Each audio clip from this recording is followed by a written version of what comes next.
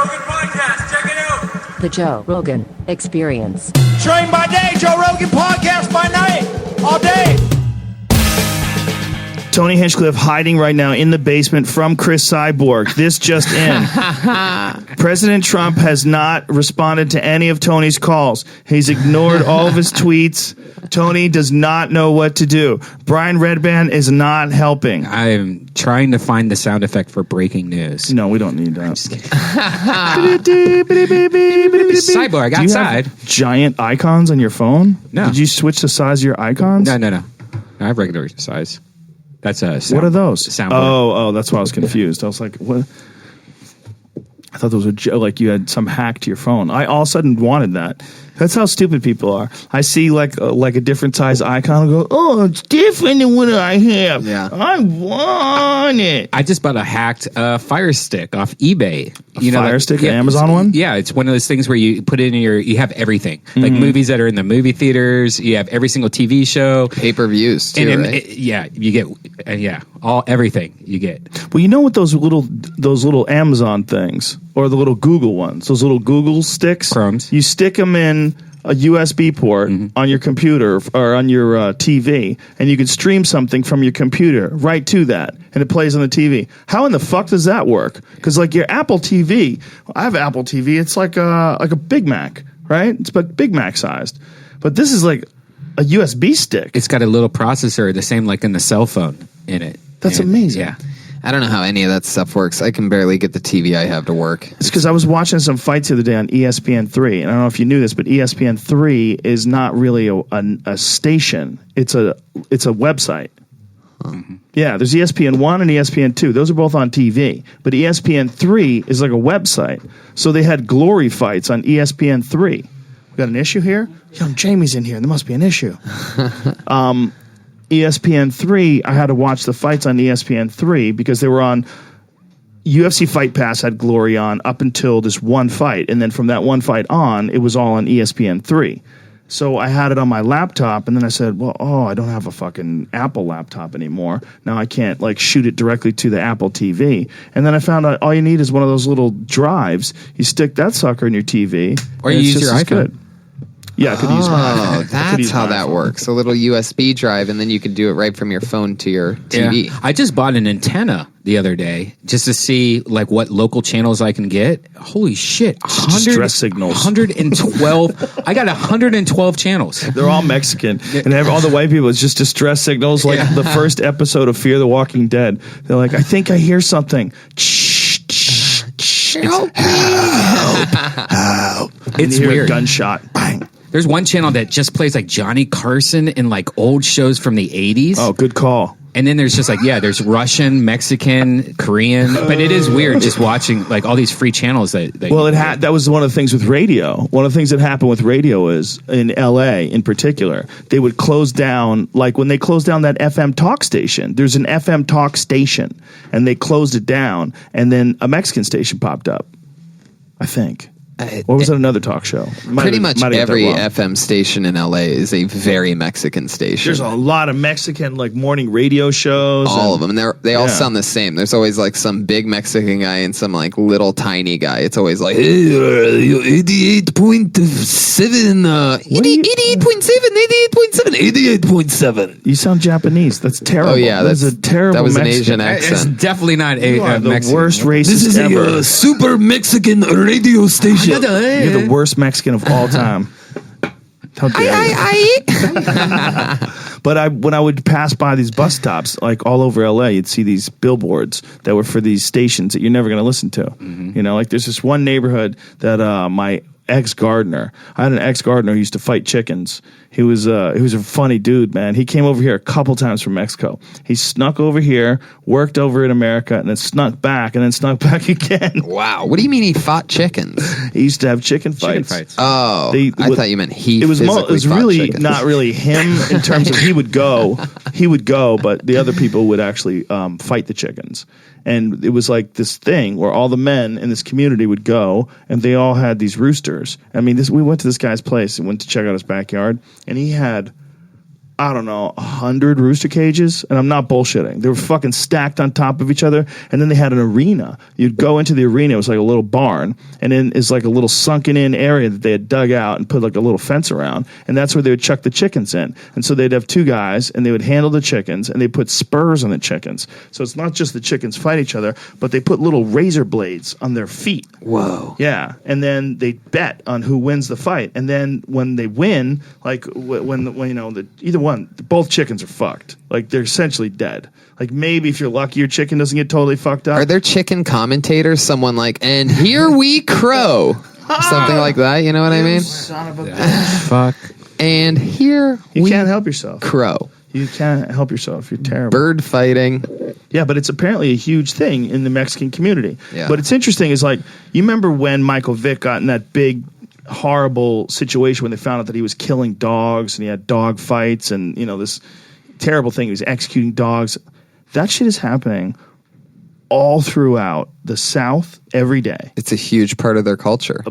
Animal fights, like dog fights, but much more so chicken fights. And chicken fights is a weird one where you're kind of okay with it. You know? Yeah. Like, people have a hierarchy of animals that they give a shit whether or not they're having a bad life. And chickens are super low on that scale. It's sort of weird that the black people have dog fights and the Mexicans have chicken fights. You would think the black people would have chicken fights because then they could just have dinner afterwards. You know what I mean? Their favorite. Well, the Mexicans eat chickens too, dude. I don't know if you're Yeah, that's right. racist son of a bitch. But my Mexicans eat the dogs. Your Mexicans eat sushi. Sushi served on a samurai sword. My ex-girlfriend used to live like in like the ghetto part of Los Angeles, and it was always so weird at like 6 a.m. how many like you heard like it was like a lot. Like That's crazy. They just get used to it. Yeah. It becomes like norm for the community, right? For someone to have a fucking rooster in the We yard. were tripping our balls off in Joshua Tree one night, and it was like 3 or 4 a.m. The sun was not out at all, and there was one rooster that in the middle of the night was like, and we were always out there, a big group of comedians and us, and we started fucking dying, riffing about this, like, you know, how out of control this chicken's life is, where, you know, he's such an idiot that he's balking in the middle of the night. All the other chickens are like, there you look who's blowing his load early over here. We're all on mushrooms, just dying in this premature ejaculating, basically, chicken of I wonder the if night. he was blind and he was just like didn't want anybody to know. So Yeah, he maybe his just clock's figured off. He took a nap earlier in the day. He would just jump the gun. Yeah. He'd be the guy who jumps the gun. He felt way too refreshed. Or maybe he felt that you guys were on mushrooms, and he's like, they're gonna eat us. Yeah. These people are crazy. Or that Something's we're wrong. on mushrooms and like, this will be hilarious. Oh, they'll love this. Watch this. 3 a.m. bomb. Yeah, maybe your very presence, or maybe you guys are loud and you woke them up. Probably. We were laughing a lot. That's probably what it is. That's a fun You probably desert. got pissed. It's Yeah. probably like a dog barking, right? It's probably like a bunch of reasons why a chicken does that. Not just because they wake up, but also maybe because, fuck you, shut up. Yeah. I'm trying to sleep over here. It's not bad enough I sleep with my feet on a stick. Do they? Yeah, they perch. That's how they sleep. They climb up. We have these areas in my chicken coop where they climb up and they put their feet down. And we have other areas where they like could go into a little chicken house and they could like go inside and there's like a little roof on the chicken house. They fucking never use it. They don't use that. They don't want to sit down. They want to like have their feet on something. They like to grab on something and hang on. It's weird. So because they're used to perching, like in the wild, their body's designed. We think of it as our feet. Well, if I had to hang by my hands, I'd be so fucking tired. Yeah. But their hands are so different. Like their feet are designed for that. Like it doesn't make them tired. It's an evolutionary advantage. They can live in trees. How many chickens do you have? 23. wow. I didn't know you had that many. Yeah, I have a gang of chickens. I eat fresh eggs like every day. How many eggs is 23 a day? Depends on the time of year. Like this time of year, they're making a lot of eggs because it's cold out and it's been raining. And when there's less sunlight, they make more eggs. So do you throw a lot of eggs away, or do you just No, give them away. Give give them them away away? to people. Yeah, Man. but I eat a lot of them. You know, if there's 23 of them, they might make 10 eggs a day, and I probably eat 5 of those. Oh, wow. Maybe 6. That's great. Yeah, I eat a lot of eggs. Everybody eats eggs. We eat eggs. And eggs are not bad for you. That's a fucking long-standing myth that someone concocted in the 1950s. And there was a New York Times article about it if you're really interested. It's terrible. But the sugar companies, for not that much money, for what's like in American dollars today, like $50,000, they paid off a bunch of scientists to fake these reports and write reports saying that saturated fat was causing people to have heart disease and get overweight, and when it was really sugar. What about cholesterol? It's not bad for you. Not only is cholesterol not bad for you, it depends on what kind of cholesterol. There's certain types of cholesterol that people have genetic propensities for that are not good. But there's LDL cholesterol, and then there's actually like different sizes of different LDL cholesterols, and some of it's actually good for you, and some of it's not good for you. And there's HDL cholesterol. But dietary cholesterol, like eating dietary cholesterol, doesn't move the blood lipids. It doesn't change. That's not what changes your cholesterol. It's like sedentary lifestyle and sugar and processed foods. Those things elevate cholesterol more than eating things with cholesterol. It's very strange. And then saturated fat, we all grew up thinking saturated fat was bad. That's why you have margarine, right? Margarine is fucking illegal now. Do you know that? Do you know trans fats are illegal now? No. Do you know trans fats in the next 3 years, they have to remove them from food? They have 3 more years to take them out of food. They gave them like a grace period of 3 years so these companies can shift their manufacturing. What's some food that has trans fats that we all eat? Chips, a lot of like Doritos and shit. I don't know if Doritos, but Fritos. So Maybe those- find us some shit with trans fats in it. Yeah, So those are going to start tasting different soon. Yeah, it probably don't taste as good. Well, it might taste better, honestly. The thing is that people thought that like margarine was good for you. Margarine is fucking terrible for you. Yeah. Unsaturated fat is bad for you. Saturated fat is good for you. That's how fucking stupid we are. Yeah. Our whole lives we grew up with shitty information, and a lot of it is because scientists were paid off by the sugar company. There's a whole New York Times article about it. It's stunning. You read it and you go, oh my God, this is like responsible for who knows how many millions of people making poor dietary choices and perhaps ruining the quality of their life, ruining the amount of energy they have, ruining the amount of inspiration they would have because their body was fucking with them, causing all sorts of premature death and diseases. And it's not an exaggeration. It's like a subject that has been like gnawing at me for years now. It's a crazy, crazy subject. Yeah, I've sort of been talking about it lately. I graze upon it in my stand-up about how, like, fat's something that you need, and carbs, which is what makes you fat, is something that you don't need. But we call fat people fat, and that's insulting. That's why I don't call fat people fat. I call them carbs. The problem call it what is, it is. like, carbs aren't even necessarily bad for you. It's sugar. Sugar is what's bad for you. And the issue isn't carbs, because carbs with fiber, like some carbs, like Ezekiel bread, it's not bad for you. And it's just amazing, though, like the marketing of it, though. You're right, because it's like you're taught that sugar is sweet and sugar is good, and give your kids candy on Halloween and sugar, sugar, sugar. And then we call fat people fat. That's the part that's weird. Well, what's weird is if you see those photos that you saw a long time ago from like the 1920s and the 1930s, you don't see anyone fat. You see these people walking around and everyone looks slender. Yeah. I mean, it's super rare where you see like a Jackie Gleason type character. Sweden, too. When we were in Sweden, even the pregnant women were skinny. Yeah, it's because America has let these assholes put all kinds of fucked up shit that tastes great but is hugely bad for you. And they've put it all throughout our food. And they did it when we were growing up. I mean, come on, man. We all ate Lucky Charms. We all ate Cocoa Puffs and fucking... I used to love Captain Crunch. That shit is berries. Straight sugar. I would eat a whole bowl of that, like a giant bowl. Do you know they sell just the berries now as a cereal? Oh, God. That's insane. They're not even going to pretend. Fuck all that crunchy shit. Just marshmallows and milk. You know, trans fats. Yes. So, cakes, pies, and cookies, especially with frosting. Oh, too bad. Those like Hostess apple pies, those awesome Hostess pies. Microwave popcorn. Pimps up. Microwave microwave popcorn has popcorn. trans fats? Frozen pizza. Holy shit. Frozen pizza. Donuts, fried fast foods, cream-filled candy, crackers, breakfast sandwiches, Jesus. biscuits. Breakfast sandwiches.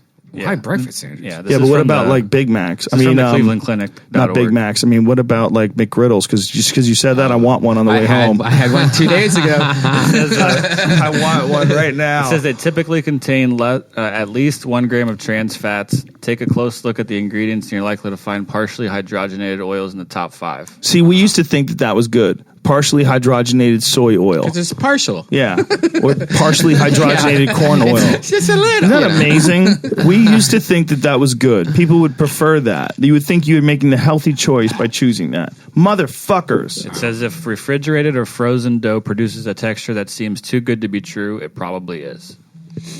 God damn it. Yeah, you got to make it fresh. And that's probably what's in like vegan ice cream and shit to make it all mushy. Oh, fuck yeah. Yeah, whatever they did to make vegan stuff good, they did it. Because towards the end there, I'm telling you, the vegan stuff was pretty good. Oh, when I was doing it, like the taste of it was amazing. There's a lot of really good vegan chefs Yeah. out there that know what the fuck they're doing. Yeah. You know, there's a place called Follow Your Heart. It's like this cool little place in the valley that you can go and get these vegan pancakes. They're like vegan buckwheat pancakes. God damn, they're Yeah. good. There's You'd a- have no idea there's no eggs in there. Yeah. Or milk. There's a place at the 101 in Barham. Same thing. Vegan pancakes that are banana blueberries, and you can taste every fucking real blueberry. It's just one of those things. Yeah, they make some pretty decent like vegan sandwich meat type products, you know, but the thing about that is they're kind of processed. You Totally. know? I mean, there's a lot of preservatives and that stuff. It's just because something's vegan doesn't mean it's necessarily good for you, because Oreos are vegan too. And I'm telling you, it's very true because, you know, I was a vegan for 5 years and then my diet fucking completely changed. I mean, just steak every day for lunch at some point, whether it's in a sandwich, in a bowl of pho, whatever it is. You know what I mean? That's how you say it, right? What was the reason why you decided to make a shift? A lot of it was just like I was just is more gaunt than I am now. I just couldn't keep up. My schedule got busy and it wasn't that good at it. And it's impossible to do on the road. It's impossible. And I did it. I was eating fucking the bare minimums, like French fries, and you end up out there and you got nothing. Even if you go French fries, though, a lot of times that's boiled in beef fat. Yeah. No, yeah, I know. All those McDonald's ones are boiled in beef fat. Yeah. It's like it was just a nightmare. But I mean, it was also, you know, at the time I had a really, you know, cool, smart girlfriend who was vegan and was cooking amazing stuff, fucking vegan enchiladas once a week that were just mind-blowing and all this stuff. So it was sort of easy for me. And at the time, you know, I was just looking for anything to help. And what was the day that you did it? Why did you do it?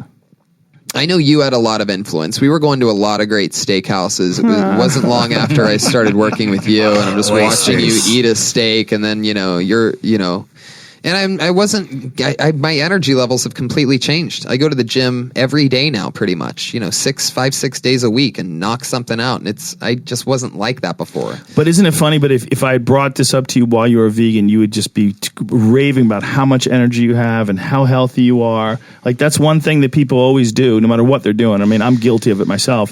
When you're doing something, you want to promote whatever that thing is because you want other people to do it. So you start ranting and raving about how great it is. And it was for a while and I thought that it was that, but it also probably had a lot to do with the timing of everything. Was I started making money for the first time in comedy around that very same time when I started dating that vegan girl. That was the beginning of the 5 years of that. Like, it was like when I started getting to do the road a lot with like Jeff Ross back then, and I started writing on the roast back then, and I had a little bit of money and things were going good.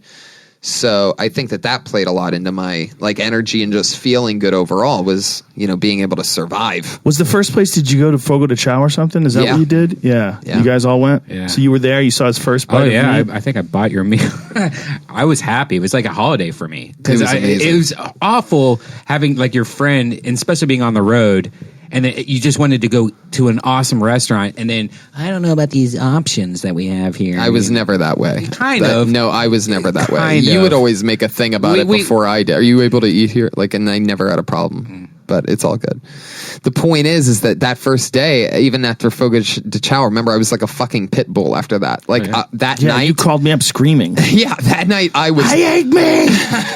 I'm eating meat now! I'm a different person! It I'm felt, like, what the fuck happened to Tony? It was. I've never done like real steroids, but I'd imagine that's exact. I felt like a fucking animal, man. Dude, you haven't had elk yet. No. I've never, oh my God. When we set up, I'm getting a new grill. I'm getting a new Yoder grill, and I'm putting my old one at the studio. And when I'm setting up at the studio, because, you know, I have the freezers back there, I'm going to grill some steaks. Great. At the studio. you got to eat it. I'm in. You're gonna feel another bump above where you're at now. Like I used to watch Ted Nugent, and I was like, where's this crazy fucker get all his energy? Yeah. Because he's crazy as shit, right? And he's yelling and screaming, and then he's like 70 something years old. And I'm like, how does he have so much goddamn energy? And then I saw he had this interview once where he's cooking this steak, this deer steak. This is years ago. It's probably one of the things that is before I ever hunted. One of the things that put into my head the idea of hunting. And he was cutting up this piece of meat and showing like how red and dark it was, and talking about how many nutrients there was in it, and how much more nutritious and healthy it is than store-bought meat that has hormones in it and antibiotics and all this jazz. And I remember thinking, that motherfucker's probably right. And then the first time I ate deer meat from an animal that I shot, and I was sitting there eating it, I was like, God damn it. I feel it. Yeah. Like you can feel, it's like an extra charge to it. Why do you think that is? Do you Because they're really healthy animals. Yeah. If you eat a deer, you're eating a wild sprinter. I mean, it's a wild sprinting machine that's trying to get away from eating machines. Eating machines that literally want to tear it apart. Like that's its life. It's like, what was that noise? If you ever see a deer in the wild, it just constantly like, what's going on over here? What's going? They bounce every now and then. They scare each other, and then they have to fucking chill and come back. Is there a restaurant, at least in Los Angeles, that serves deer? Like even that place in Calabasas, Why like is the wood. that? Well, you can get some places that serve it, but here's what's ironic: most of the stuff that they serve comes from New Zealand. Most of the venison that you buy comes from New Zealand, and New Zealand's a trip, man, because New Zealand is this gorgeous island. I want to visit New Zealand just to look around, because it's like where they filmed The Hobbit, and it's like you look at those scenes, those landscapes when you watch The Hobbit, you go, my God, where is this? Like, but it's real in New Zealand. My friend Remy is a hunting guide. Remy Warren, he's been on the podcast before, and he goes to New Zealand once a year and guides people over in New Zealand. He sent me some pictures of like what it looks like there. I don't even want to go there to hunt. I want to go there just as a vacation, just to see what it's like, because it's supposed to be just stunning to look at. Waterfalls and everything's green and lush. But here's what's fucked up about it. It didn't have any animals on it. These people from England came over to New Zealand and put all these animals there. So there was very little local wildlife. And the local wildlife they had was so fucked up, they wind up killing off a bunch of them. They used to have an eagle there. I think it's called the Haas eagle, that had a 14-foot wingspan. And they think it hunted people. Whoa. They think it's one of the reasons why they exterminated that thing. Wow. Yes. Oh my. What in the fuck? How cool is Jay, that? double check my math. I'm pretty sure it's 14 feet long, but it's way bigger than the biggest eagle we have today. Way bigger. It was the biggest eagle ever. And there was a lot of speculation that it preyed on humans. But New Zealand has no predators. So New Zealand has like all these elk and deer and a lot of them are like fenced in, and then they slaughter them and send the meat back to America. They send it all over the world. Haas eagle, Haas eagle. It's an extinct eagle from New Zealand. I think it only lived on New Zealand, as far as we know. 2 to 3 meters. That's about 3 meters. That's 9 feet. I'm full of shit. God damn it! I thought it was 14 feet. I think find something else, because I swear to God, something said that it was bigger than that. You know what? We did this on the podcast before. We went over this on the podcast. There was an episode where I said, I thought it was bigger than that. And then we found out other places did say it was bigger than that. Now I remember. Okay. See if you can find one that corroborates my shitbag memory. What should we do with this thing?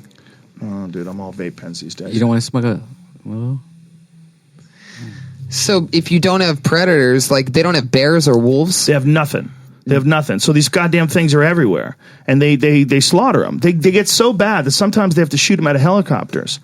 Don't they have pandas Like they overpopulate areas, so they fly over these areas and gun down these stags with helicopters and leave them to rot. What do panda bears eat? Like eucalyptus leaves. That's weird, right? Yeah, they're vegetarians, right? Panda bears? Pretty much. They do a lot of raping, though. Panda bears, apparently, they rape the fuck out of each other. Not pandas. I'm thinking of koalas. Koalas are the eucalyptus. We are, too.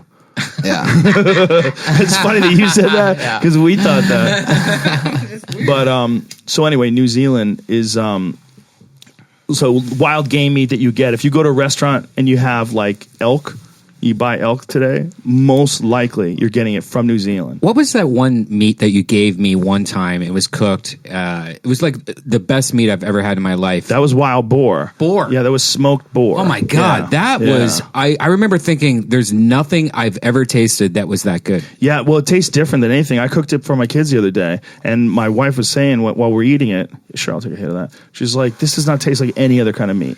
Because you're eating a wild animal that's struggling and surviving, and eating acorns and shit. It was like dark pig times 2. You know, it was like pig, like a form of bacon. Huh? Yeah, it was amazing. It's a dark meat. Why don't It's they not serve white. that in restaurants? Because you gotta kill them. Wow. You'd gotta go out. You'd have to go out and hunt them and kill them. There should be but there's weird laws about that.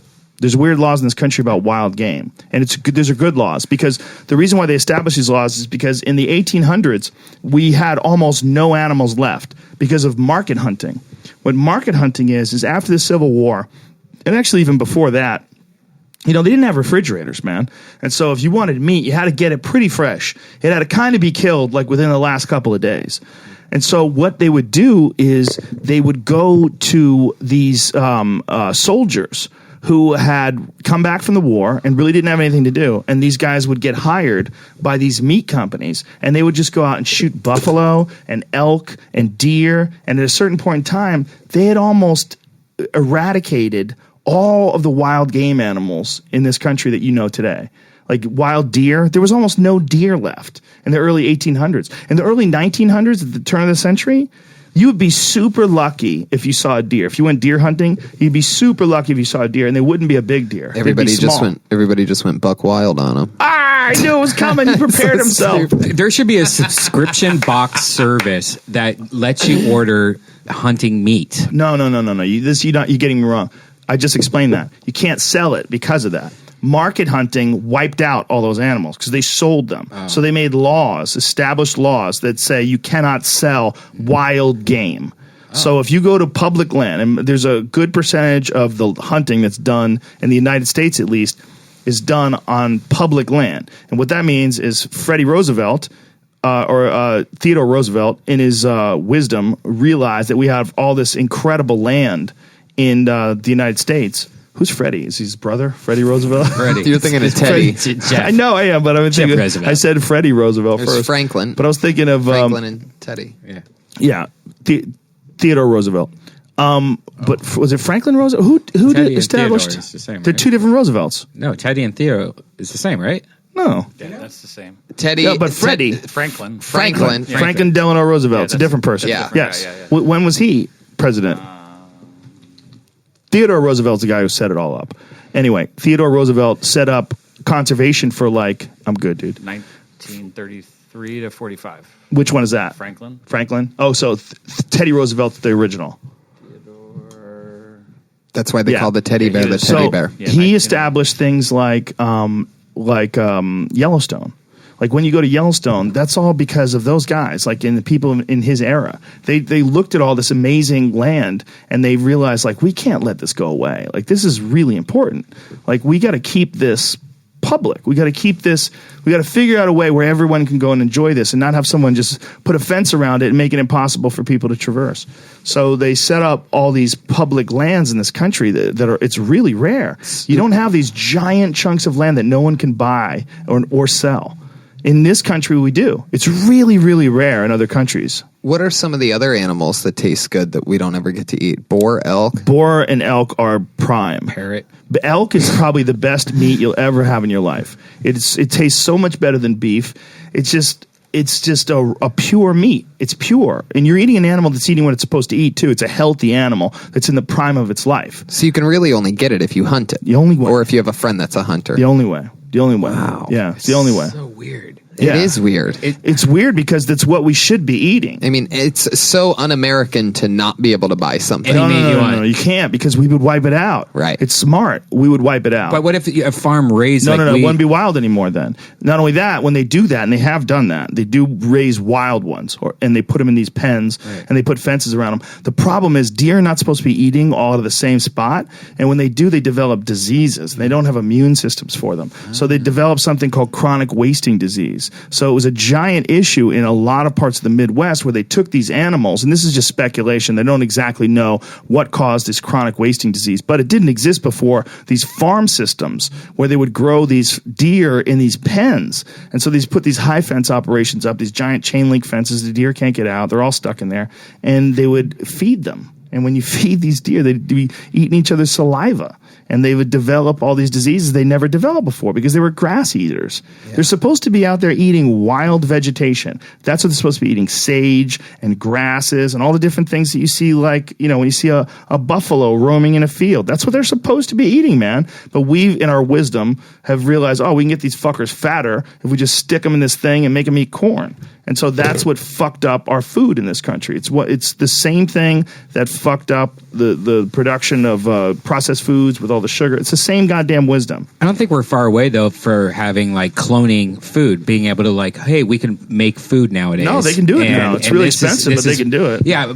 Do you think though it's not far away that where you could actually buy a certain, like you go to the grocery store, this is fake food, but you can buy like boar and all the game. That it probably won't taste the same. For the same reason why a cow doesn't taste the same if it eats grass. Like if you give a cow grass, it becomes this different animal. If you give a cow corn, it becomes this fatty, lighter colored animal that a lot of people think is more delicious. A lot of people like that better. They like corn-fed better. Include Anthony Bourdain. He likes the corn-fed beef. You know, he really does. He does really like a fatty steak. But he's also a chef, you know. He knows how to cook it perfectly and how to manipulate that fat and, you know, marble it perfectly or cook it perfectly, rather. The marbling and all You've that gotten jazz. to hang out with him, huh? Yeah, a couple times. Went hunting with him. Does he love his life as much as I think he should? He has the best job in the world, Yeah. according to him. Yeah. You know? So it wouldn't Did you be the guys best have job in the world did you for guys me, have but a for best me. job in the world off with each other? No, Seems no, like no. you two would. Well, it wouldn't. You're like two of the only people that I know that really, really like. Seems like you guys should. I mean, I know you do. I don't know him, but I've always hoped, like, man, I hope he fucking knows that what he's doing is everybody's dream job. Oh, for sure. He knows. And I know too. Yeah. I definitely know that I have dream jobs. But my dream job's different than his dream job. We just Right. both have dream jobs. But you guys found your Yes. own dream jobs, is what I'm saying. Yeah, oh, for sure. Yeah. Like his dream job absolutely 100% is doing what he does. He fucking loves it, man. And, you know, he's also like super into jiu-jitsu now, which is really weird. So everywhere he goes, he's more into jiu-jitsu than I ever was. He trains every day. Every fucking day. Wasn't I his never lady trained every day? Wasn't Yes. his lady? But they got divorced. Yeah. But he's still like, but they're super good friends. They just lived separate. Like he's on the road all the time, but they have a kid together and they're really close and they raise the kid together. It's like, it's not a bad situation at all. He's a great guy. He's a very, very, very smart guy and very real guy. You know, he's very, I mean, he just found something in jiu-jitsu and just pursued it and he's getting a reward out of it and he chases it down. He's like, he goes to these places, man. He's just sucking this world up. You know, Yeah, whether he's in Jamaica or China or anywhere he's going, he's just sucking these places up. He's just pulling them in and writing about them and talking about them and experiencing them. And you get that from the show. Yeah. It's a fucking powerful show, man. It really fucking is, because he's somehow able to really tap into that culture as fast as possible. Like whoever those producers are that are doing, like, you know, there's a whole thing that has to go into that. It's not like Anthony's calling places in Cuba. Yep. You know what I mean? Yep. So whoever's producing that and doing that research, and he makes every little bite look unbelievable. Like His company's called 0.0, and they're the same company that produces Meat Eater.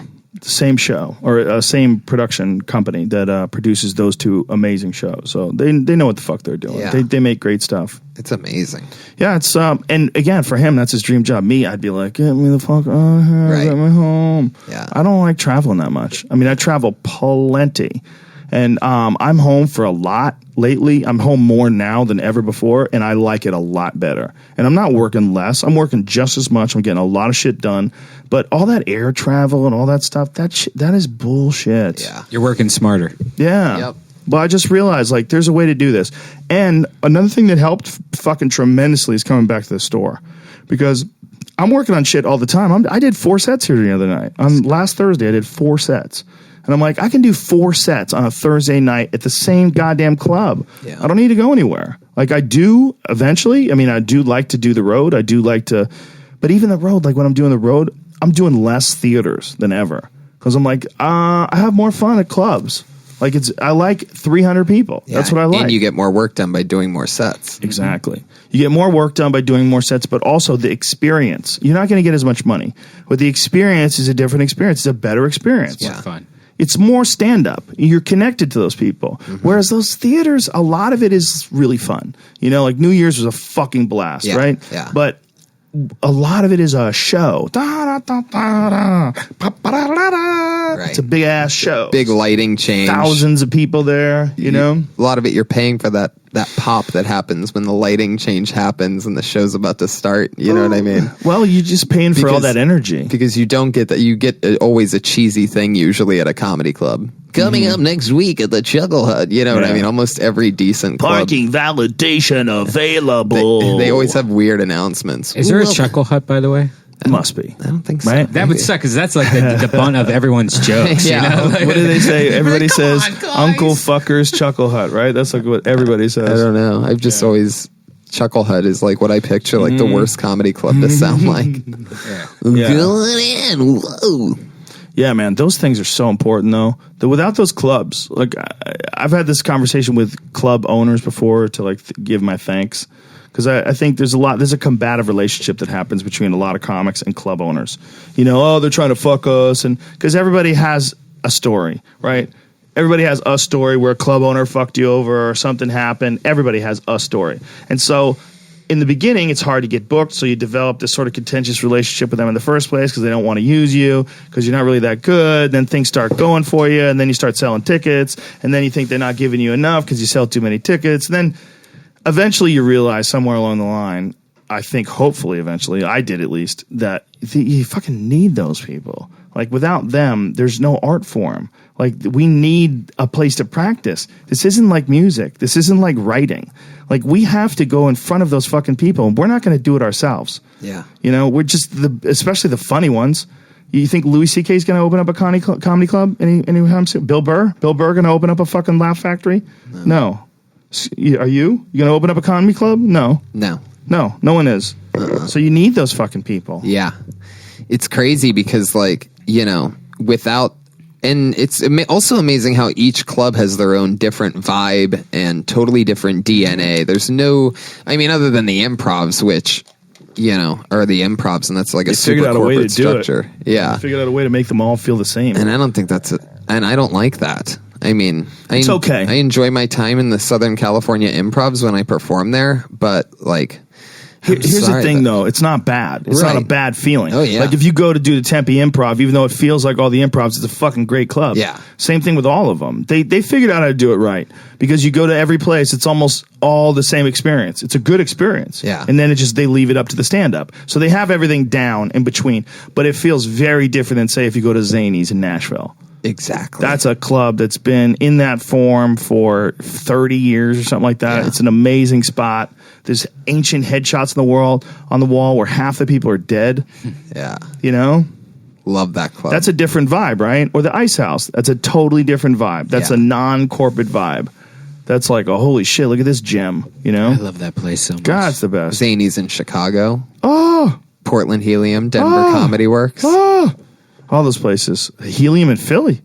Yeah. That's a great. Yeah. All those clubs are like these, almost like a mom and pop organization, if you had to look at it that way. Because they're a small business. It's a small business that caters to live comedy. And without it, we're fucked. Look what happened in Houston. The Laugh Stop in River Oaks closed down in Houston, and so did the Scene. I mean, I know there's some guys out there, and I don't want them to feel bad that I'm shitting on. I'm not shitting on Houston. There's a lot of great comics that came out of there.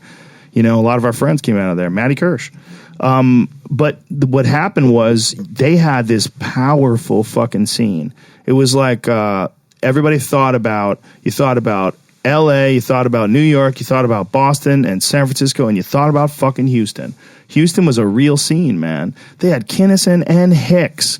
And it was like they had a whole thing going on. And when I came along and I started working there in the late 90s. And it was still echoing. It was like Hicks was dead, Kinnison was dead, but there was like this bong,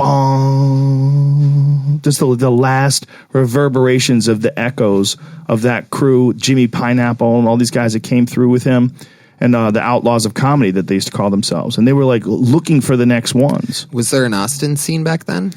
Yes, there was always a scene, a very smart scene. Austin's always been thought of as like a smart place, like because the university's there and it's like a real liberal town, a smart town. The Velveeta Room came along. I don't know when did they start out?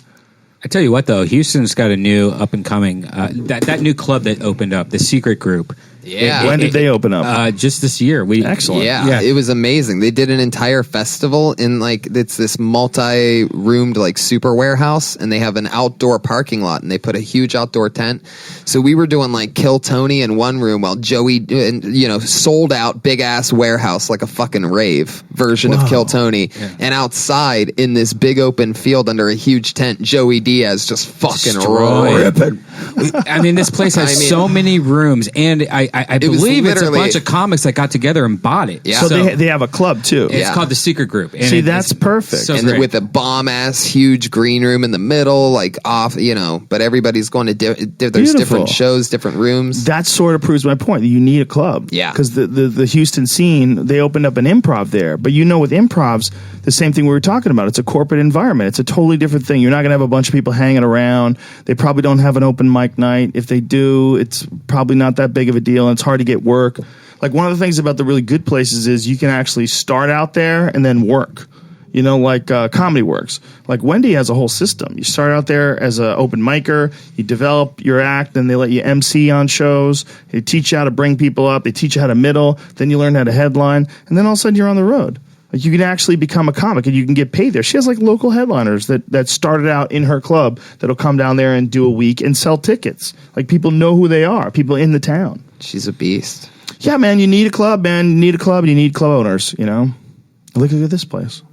Yeah, the greatest of all time. We've got to paint this room black because we're going to do more of these. We're going to paint these room black, and I'm going to put blue LEDs behind the Comedy Store like a Mexican's lowrider. How they have those things lit up? I tell you what, Hue, I think it's Philips Hue. You can get a lot of light bulbs and then control it with apps and change all the different colors. They have the new Light Strip Pro 2s, which are so bright, but it can change any color you want. You just sit there and go I want purple behind the Comedy Store right now. Interesting. It's great. Check it out. I think it should be blue, though. For whatever reason. You make it anything you want. Leave it blue. I'm just thinking about red. putting... If you have a black wall with the red behind it, it's could be. got That's that pretty red sweet. pop Ooh, on it. yeah, that'd be the That Comedy might Store. be it. That's the move, right? Because that's the light. Yeah. Maybe we put the light on when we're going to end the podcast. Mm-hmm. That's like the red light. Ooh. Oh my God, the light is on. That means the time is Gotta up. wrap it up. We found it. That's it. That's what we're going to do. Okay, so that sign, we'll put a red LED light behind it. We're going to paint this whole room black. And we got to get rid of the interrogation lighting. Yeah. This is serious. That's horrible. This is Tell me the codes. This is First 48. It's the worst. This is that room where people fuck up. Don't talk. Even when they're guilty, I'm like, keep your mouth shut. Why do I feel Hold like your some bones, guy's going bitch. to walk in and put a cigarette out on my forehead right now? Whenever I watch those videos, I always the damn truth, son.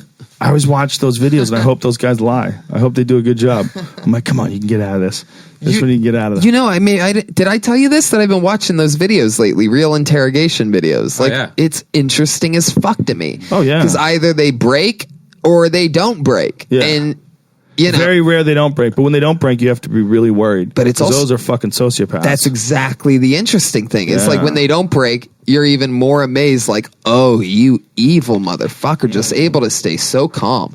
You got to look some of these up, man. What my favorite is when they admit to a little bit of a lie, and then they have to correct their story.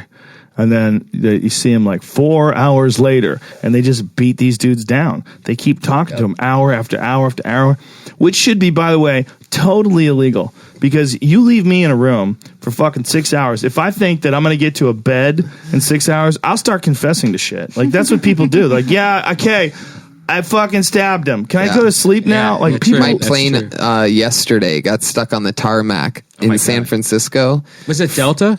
Yeah, it was, but shit. it had nothing to do with Delta. There was a ground stoppage for the first time in a very long time at LAX, which means any flights that are about to leave from anywhere automatically delayed until further notice because because of weather they were at full ground stoppage. Oh. And about the interrogation thing, I'm on the tarmac. The delay was 4 hours.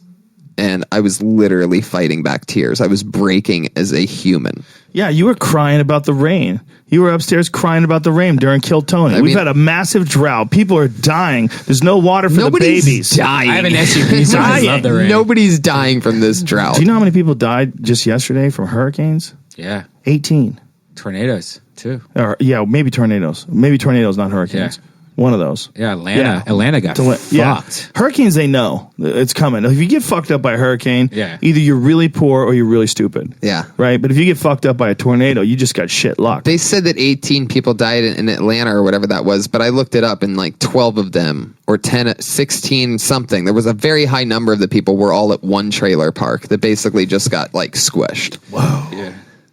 I thought the stat was crazy because it was like whatever. I'm just trying to guess here, but out of the 18 people that died in Atlanta, 12 of them is my final answer on the guess, all from the same trailer park. And I was thinking, like, what the fuck had to happen at this trailer park? I didn't really get to figure it out. They didn't have much detail. Well, there's been some towns. I want to say Jasper, Missouri.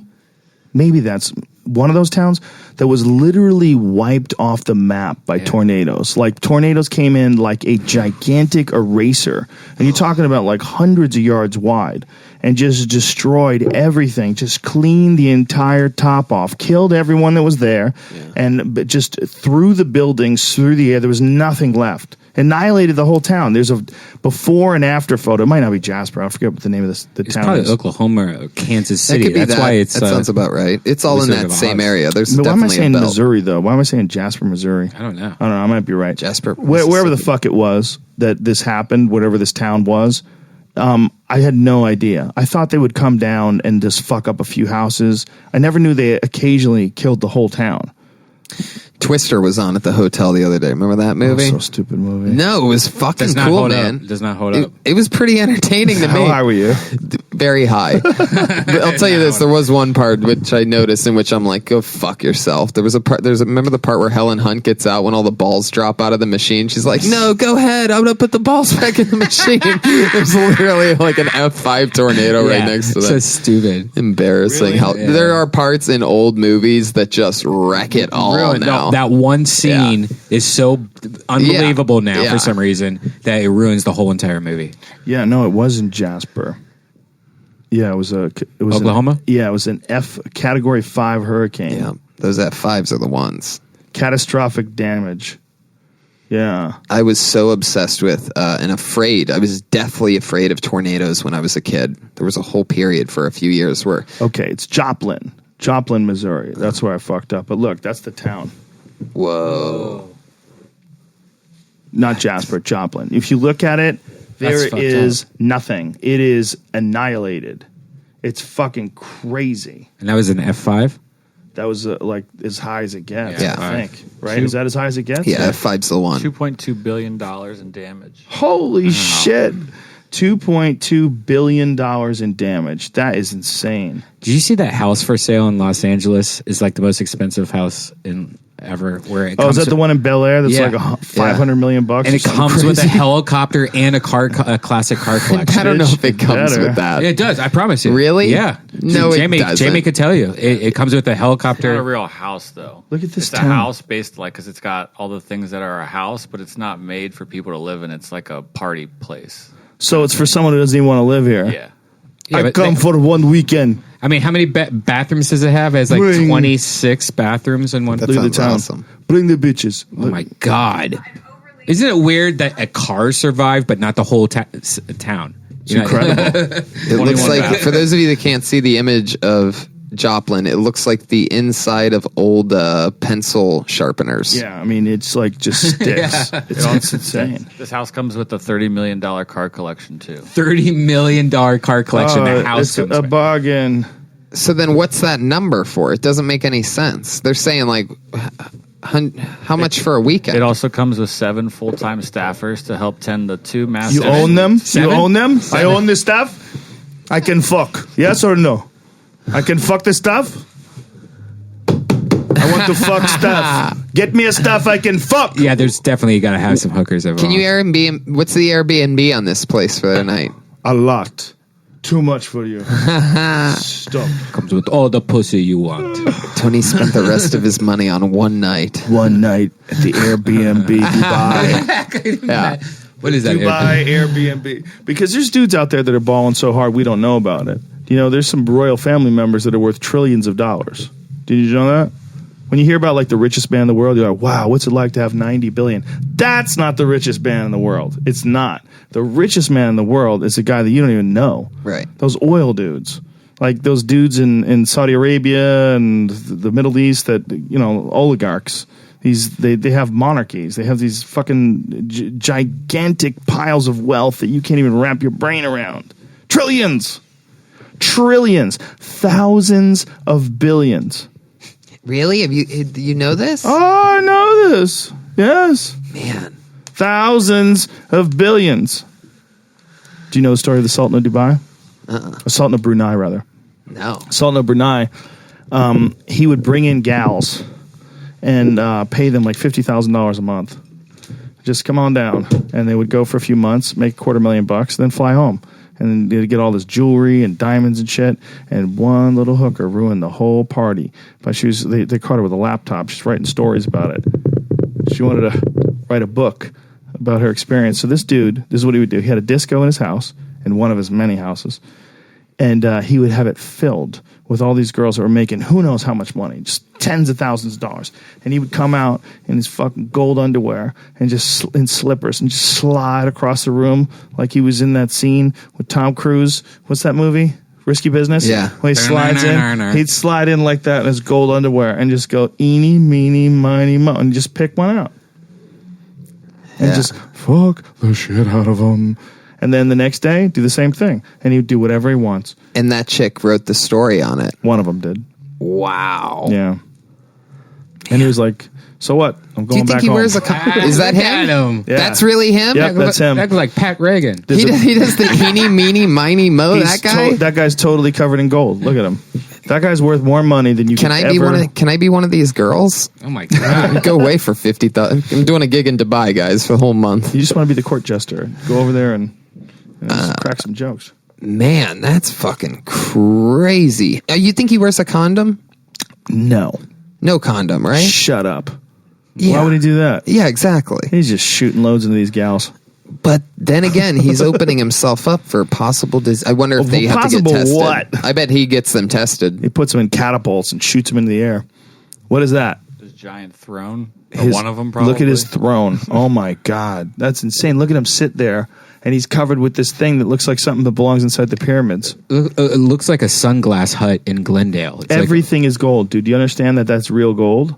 Like everything is gold plated. Everything. Real gold plated. Everything. Everywhere you look. Gold, gold, gold, gold, gold. That's his car. Jesus. Gold. That looks like it's in cookies. The car. Dude. It's a cookie car. You mean a cake? Like a cake? Like a cake that you would get for your wheels. birthday? Dude. So then that's all from oil money. Yeah. They have a different kind of money, man. It's a different level of money. See, we have this idea that like Bill Gates and Warren Buffett, shit the fuck out of here. Those guys are broke. Yeah. They're broke in comparison to this dude. You know, like Donald Trump's worth $4 billion. That fucking guy is laughing. If you gave him only $4 billion, he would start crying.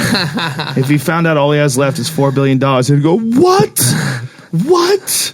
No! He would fall to his knees. He'd think, how has God cursed me? Yeah. With only $4 billion. His plane has that a virtual floor, so you can see what you're flying over. Of course it does. God, it's Of cool. course it does. Hashtag ballin'. Wow. Hashtag balling out of control. Like our ideas of wealth, how do of I get- catastrophic wealth, we are so sheltered from the true catastrophic wealth because if we were really exposed to it and we really understood it and then we understood where it came from, we'd understand what the fuck is going on in the world and how bizarre this system of government we have that supports this and allows this kind of shit to happen. Let me ask you a question. Please do. You're hanging out one day. All of a sudden, your phone rings. Right? You're sitting there cutting up some elk and some jalapenos and you're slicing up some avocado late night. Your phone rings and all of a sudden you hear, "Hello, Joe. It is me, the Sultan. I heard you talk about the podcast and I wanted to Dude! invite you over to Saudi Arabia. I'll I'd send say, a plane." first of all, how many Ferraris do you have really? Because I heard you have 150 Ferraris. How many Ferraris does he have? Only Hyundais. He might get mad at me for saying only 150. Probably might be 1,000 Ferraris. Like, for real, he's got one of the most ridiculous car collections the world has ever known. Would you go visit him if he sent a plane for you? If he's like, I want to fly you out for a week. Reported over 300 Ferraris. 300 Ferraris. Come out, we'll drive my Ferrari, we'll do a podcast even. I'll lay it down the truth. I would love to, but I got a podcast with Bill Burr. I can't. Okay, Can't well, do not. it. How many? 300 Ferraris? Says he's got over 5,000 cars and it's reported over 300 Ferraris. So I don't Damn. know He probably if bought it's count 300 them. new ones. Jay Leno just Since killed they wrote himself. that. If you listen closely. Dude, Jay Leno's place is a fucking riot. Yeah, right. If you've never been, like, if you get a chance someday and, one day you get to be on Jay Leno's garage, if you get a sick car, get a custom car, something like that, take it just to go there. Or next time I go, come with me. It's right in your neighborhood, man. Burbank Airport. Yeah. It's the craziest thing I've ever seen in my life. He has 11 buildings, warehouses filled with cars. Like, I thought it was like a warehouse.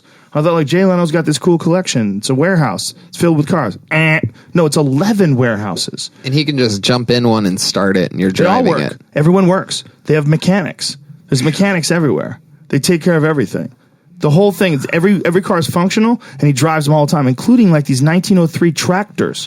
He put these things, they have metal wheels. They didn't even have tires. So he had rubber put on the outside of the metal so he could drive them on the street and got them registered. They're death traps. There's no way it can stop. There's no way he can take a corner. I mean, it is the most ridiculous thing you've ever seen in the world, but he drives it. He drives all his cars cool. around Burbank Yeah. all the time. You always see him like in a fire truck or in like a lollipop. It's got to be crazy for him seeing Seinfeld doing comedians in cars getting coffee, and he's like, I really missed an opportunity on that one, just like 'cause But he's he didn't, doing that. 'cause, like, what he's doing his is show's better. great. Yeah, his what he's doing is Oh, better. I haven't Because gotten to see it. his was, I don't want to say it's better, but his show is really about the car. Whereas Seinfeld is like, the car is just like a set where the comic, where Ricky Gervais can pretend that he's laughing hysterically. Right. It's a prop.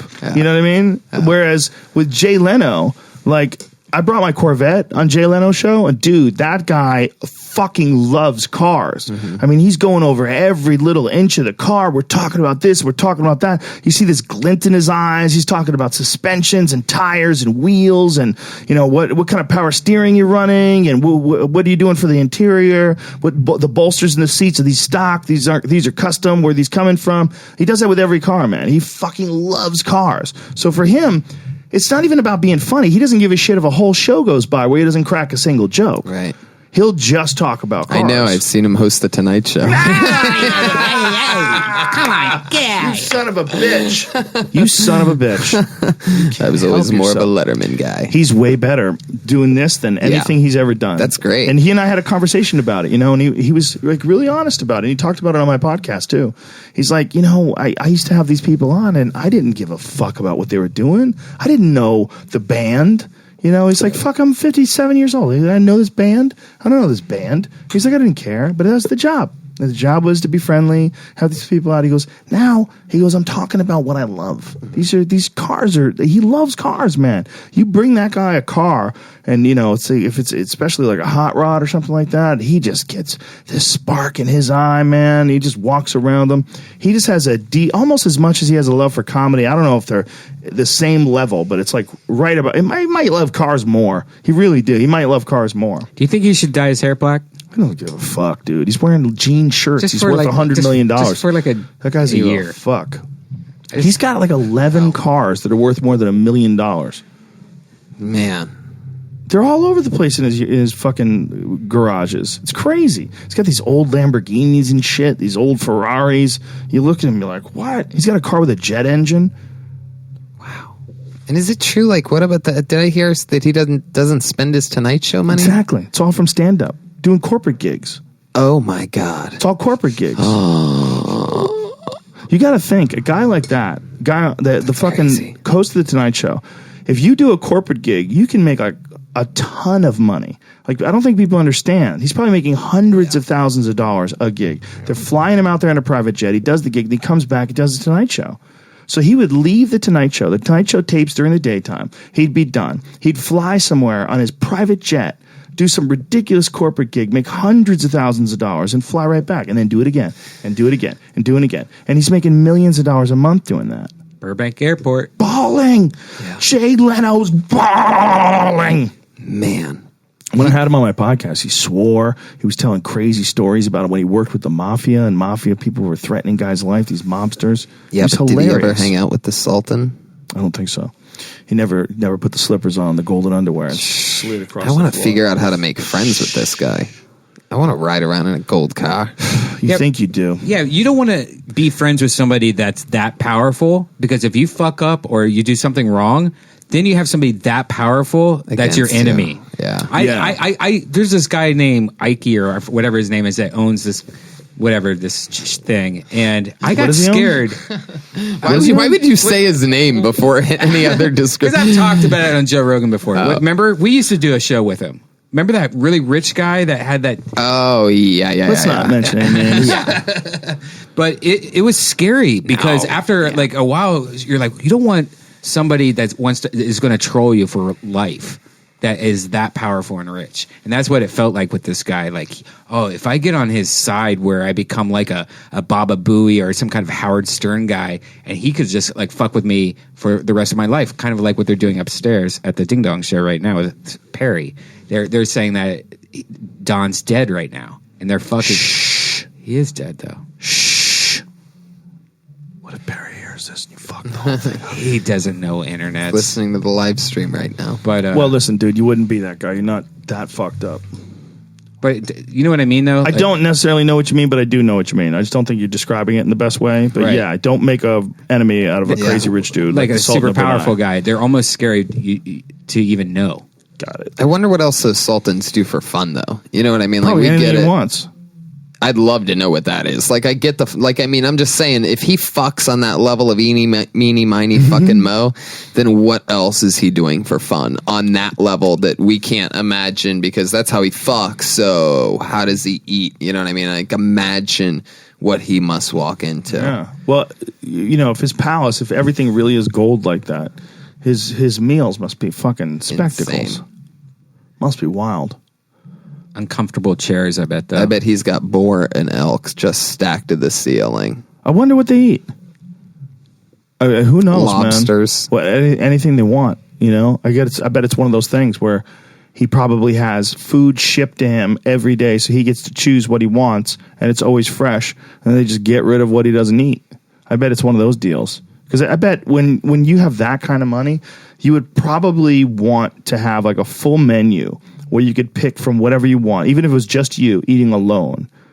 He's probably one of those guys. So they have to fly in fish and Is he lobster vegan? and meat. And He's probably vegan. It's probably all like rice. why would you and- say he's vegan? I don't know. He just seems like he would be vegan. Why would you think that a guy who fucks all those girls and lives in a gold palace would be vegan? Because you think he'd be like all earthy healthy and lifestyle spiritual? because he can afford it. Most people can afford healthy lifestyle. It's not a healthy lifestyle. Yeah. It's expensive to be vegan. They keep this guy pretty low key, though, huh? Well, he keeps himself low key, particularly now after that whole thing with that girl writing that article or the book or whatever the fuck she was trying to write. After What's that? Ramadan, they have a 3-day. I don't know if you would have called it a festival or something, but they allow. It says that 30,000 locals and visitors arrive each day to banquet at the royal family's palace. Wow, So they have a giant 30,000 feast for the locals, I suppose. after Ramadan. So he's Muslim, so he probably eats things that are halal. So he probably eats a lot of meat, and whatever the fuck he wants. They have restrictions, so I don't think he's allowed to eat pork. So he's probably not eating boar. See, they came up with all that stuff, though, back when people were getting diseases, man. You know, pigs, they eat whatever the fuck they want. They eat everything, including each other. So they probably came up with that stuff, like those religious rules about pork in particular. That's almost definitely related to disease and illness. You know, doesn't make sense. The Jews and Muslims all have that in their religion, that you're not supposed to be eating pork. What do you think about this? Like Trump taking the U.S. government to Israel. Have you heard about that? What? You know, when we have like bases in other countries. He's going to put a base in Israel. Is that what you're saying? And that's something that presidents have been scared to do for a long time. And Palestine's like pissed. Is that true, Jamie? I I'm sorry. I just at the end of this, I just read something that just said at the end of the feast, everyone gets a cake, but he also inserted a clause into the Constitution that proclaims, quote, he can do no wrong in either his personal or any official capacity. That's in his Constitution. He gave them a cake, man. What the fuck do you want? He can do no wrong. Wow. So he can do whatever he wants. So he has a clause in their Constitution that he can do whatever he wants. What does it say? Become into our Constitution. Trump's plan to move the U.S. Embassy to Jerusalem. Jerusalem. You can't even talk. How are you talking? Jerusalem. Take that from him and read. Welcome to Jerusalem. Tony, take that from him and read. Are you drunk? Say that You're again? not drunk, are you, Brian? No. Struggling with the words? Jerusalem. Jerusalem. Yeah, I mean, that's a weird word, though. Jerusalem. Jerusalem. Jerusalem. I can't even say it. They used to have some crazy-ass words. Mesopotamia. Yeah. Jerusalem is Jerusalem. That's where... But stop and think about that. Like, how about Czechoslovakia? Why do you have to use so many noises for your They do that your in country? Poland. But In why? the Polish areas. But why? Why? Welcome to Lithuania. Welcome. Whoa. Slow down. Why did you name your place that? This is your spot?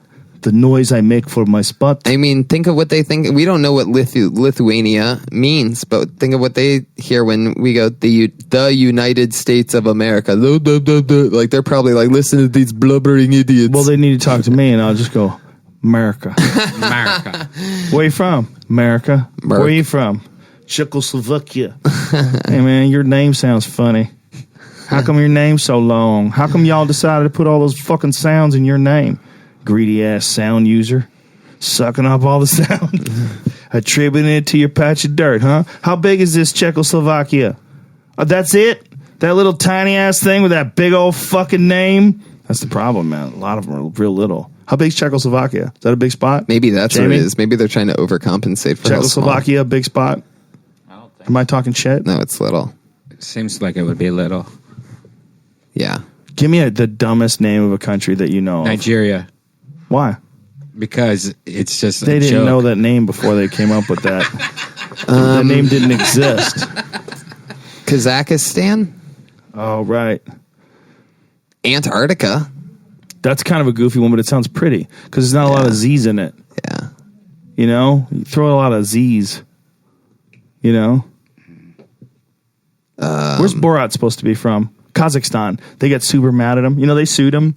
That whole fucking... yeah. They are so pissed. I bet that guy has to hide. Those Kazakhstan people are so fucking pissed because that Borat character... Because Borat is from Kazakhstan. I mean, could you imagine if there was like one guy who was doing this character of your tiny little country and it is a fucking huge smash comedy hit that this complete retard is representing your country and just fucking up everything. You know, like remember when he did that movie and he asked him where to go to the bathroom and he took a shit in a bag, then he handed the lady the bag trying to get it, like, what do I do with this? And she's like, well, what's that? This is my shit. What do I... Do you see his new one? No. Either did I. I heard Me there's neither. like a scene in it that's like really worth the whole movie. Which one is his new one? The one where he's like a tennis player or something like that. Like The problem with those is those are comedies. They're not like what I like is the Documentary stuff style. Right. illegal now. Yeah. right. Yeah. It's The amazing. stuff that he used to do that he kept getting sued for. That's the best shit. Jackass was on the other night on the front porch after the roast battle, and just watching Jackass, I miss that. That there's something to that. So funny. That just seeing people getting fucked up. It's you know, one of the funniest things. It's just undeniably funny. It's unbelievable. Yeah, it's instinctual. It's like in your system. Like I never forget this one where they had this big hand on a spring Yes. that would give guys high fives, yeah. and it would come out of nowhere, just fucking nail you and send you flying across the room. and they had Yeah. bags of flour on it, so like when it hit, it blew up the flour. Yeah, it would hit you in the Bam. face and blow you up with flour, and it was fucking huge. Like it would knock people over. Yeah. They're all amazing. I love Jackass so fucking much. And I stumbled across Jackass 2.5 recently, which is basically all the footage that they didn't get a chance to use or that was too edgy or came out too extreme for their MTV show Wild Boys, because it turns out that they had to like have it ready for MTV. It was just different than the shit they were really pulling at this level. So anything in which the network heads were like, we can't air that on MTV2 or whatever the fuck Wild Boys was on. They just turned it into this super movie of shit that was literally too fucking good for MTV and the show Wild Boys at the time. So what's it called? And it's Jackass 2.5. And so these guys, and remember they're doing Wild Boys, which is more like, you know, like they're out in the safaris and the deserts, like with cheetahs and fucking Hyenas. right, They had a everything. ham. Yeah. They were playing keep away with hyenas with a ham. And some Do of you the know how fucking scary that is? no, I mean, Hyenas will kill you. They're Yeah. huge. Yeah. They're like 200-pound wild dogs that crush bones with their teeth. And they're playing keep away with them. Wild hyenas with a ham. They're standing right in front of them with no fence, no protection. those guys are fucking hilarious. They're insane. And the other thing about Jackass 2.5 is there's ones that were also like, you could tell a couple of them were just so disgusting that they couldn't put it on MTV. Like my favorite fucking one, and it just like, I was dying of laughter. I was howling like an animal. All of a sudden, and they're sort of like explaining, like, we didn't know what we met this one guy who has the world's longest fingernails. We didn't know what we were going to do with them. Another cool thing about 2.5 is it's sort of like more documentary style because they're like laughing about all this footage. The guy from India? He has these crazy curly fingernails. Yeah. Super duper long fingernails. And they're like, we didn't end up knowing what to do with this guy. So, Steve-O had this one idea and then that was it. And all of a sudden it cuts to this Indian guy. You've seen him, like they just giant long fingernails, like 5 feet long or whatever the fuck. And all of a sudden you just see an Indian guy's face and it slowly starts to pan out. You see his nails and he has a bottle of Miller Lite and he just goes, hello, I am blah, blah, blah, blah. This is Miller time. And you see him just start to pour the beer on the back of his hand that's just hanging there. And the back of his hand that has the fingernails on right, it. and all the beer starts rolling down his fingernails, and as the camera Like a pans water out, you slide. just start to hear like you just start to hear that noise, and as it pans out, you see Steve-O's laying on his back on the ground underneath him, and all that Miller beer is rolling down these fingernails. Like a water slide. I was screaming. I was screaming by myself in my apartment watching this. Dying of laughter. There it is. Jamie's got it. Yeah, he there just he goes, is. this is Miller time. But you hear Steve-O gagging before the camera even Oh my gets there. God. It's so fucking funny. Look how long his nails are. And there's so so gross. much. Look how it Oh my God. And he's gagging and throwing up. Oh my God. Gross. Watch how much he throws up. Oh, it's about to get great right now. He's hurling. He's Look at hurling. these Indian girls are so grossed out. Oh my God. Oh my God. Oh my Look at the God. pile of vomit in front of him. It's huge. That's the worst. Steve-O is crazy. It's so interesting that seeing guy. him sober now. Yeah. He's a fun guy. I really like that guy a lot. You know who was not sober? Andy Dick the other day. Ooh. Told you. With Dave Andy. Chappelle. Ooh. It was the most uncomfortable thing I've Why'd ever they seen in my life. Why'd they let Andy in if he was drinking? I don't know. You And know what, man? I knew that was going to happen. He stole Dave's beer. He heckled him the whole 3 time. times. Stole 3 He beers. stole from my Dave. last call. Like I got last call He and was I got a drink. annoying I'm gonna give it back to and me. aggressive. Listen, man, that's why I didn't have him on again. I was telling you, like, this is not gonna it's not gonna last. It's not it's just temporary. The sobriety thing, working on sobriety. He's a slingshot, and he pulled that slingshot back, and then he's eventually got to let it go. And I don't know why. I don't know. I don't understand sobriety. I don't understand people that go off the rails like he does, where they get that fucked up and that crazy. But he's got it, whatever that is. You worked with him all the way back. Fuck yeah, man! I worked with Yeah. him for 5 years. And on was News he Radio. always that way? Always that way. Party machine. A lot of it is, I really honestly believe this, and maybe Andy would probably agree with me. I think some shit happened to him when he was a child, Yeah. and I think he battles that, and I think he has like a real issue, man. He's talked about it before. I'm not revealing anything that he hasn't said already, but he doesn't remember like a lot of his childhood, like a lot of it. It's blocked it out. and he's got a substance problem. He has it more than anybody I've ever met in terms of like he gets it, and then that switch goes off, and he's gone. Yeah. You know, he's off to the races, and he's a sweet guy. Yeah. And he's a fucking talented guy. He's a really funny guy. Like Andy and I, we did scenes together where we had to do 3, 4, and 5 takes because I couldn't stop laughing. I was holding it in as much as I can. He's a really funny guy. As shit-faced and as negative and annoying as he was the other night, he was still sort of killing it through this glaze of just somehow annoyance. He's I mean, funny, of man. course He's it was. talented. Of course, it was like he was just the Scottie Pippen to Chappelle's Jordan because he was literally heckling Chappelle while he's on stage. That's fucked up. They shouldn't have let him do that. Do it again. You know, They should have kicked him out. Yeah, they You totally should have. You can't do that. Yeah. You can't do that. bad. And then they tried to fuck our friend. Well, that happens Yeah, the too. first 5 times I met Andy, he was completely shit-faced and obsessed with trying to fuck me, and that was I'm like, okay, nice to meet you again, Andy, you know, and that was it. And then the last few times, he was sober and fucking awesome, really great guy. And then I saw him for the first time since that the other night, and he's sitting in a chair right in the back bar area, like where the employees are. He's the only one just sitting there in a chair, and I'm like, oh, I wonder what happened to Andy as I'm walking up all in one motion. And as I get closer, I see that at the same time he's licking somebody's arm that he's with, just licking their arm up and down. And I'm like, oh no, he's not sober anymore. Like his variation of sobriety and not sober, I've never seen him like getting drunk or having a drink. I've only seen him absolutely at 1,000 miles an hour, shit-faced and aggressively sexual continuously, or very nice dude. Yeah. It's so weird. I think he's a nice dude. I think he really is a good guy. I think Andy's a very good guy. Yeah. He's just a very good guy that does not get along with substances, and he needs them for whatever reason. He's drawn to them, you know. And I don't know what you do to cure someone of that.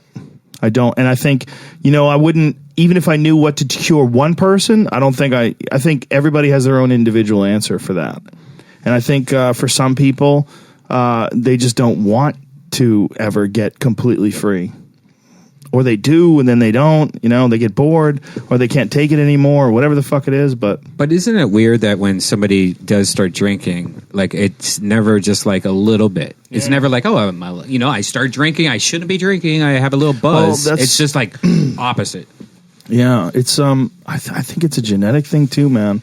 There's something about that alcohol that you either got that thing or you don't, you know. Like if they like, I'm sitting here. I've only had water tonight, and I'm looking at your drink, and you know I've had drinks, but I'm not like going, I need a fucking drink, I need a fucking drink. But some people, they look at that goddamn drink and they just feel. Let me smell it. Oh, you smell that whiskey in there, and you just go fuck. Fuck. It just starts pulling at you, and then you want it, and then you just say fuck it. Let's just one shot, boom, and they throw it down, and then off to the races. Tate says that's him.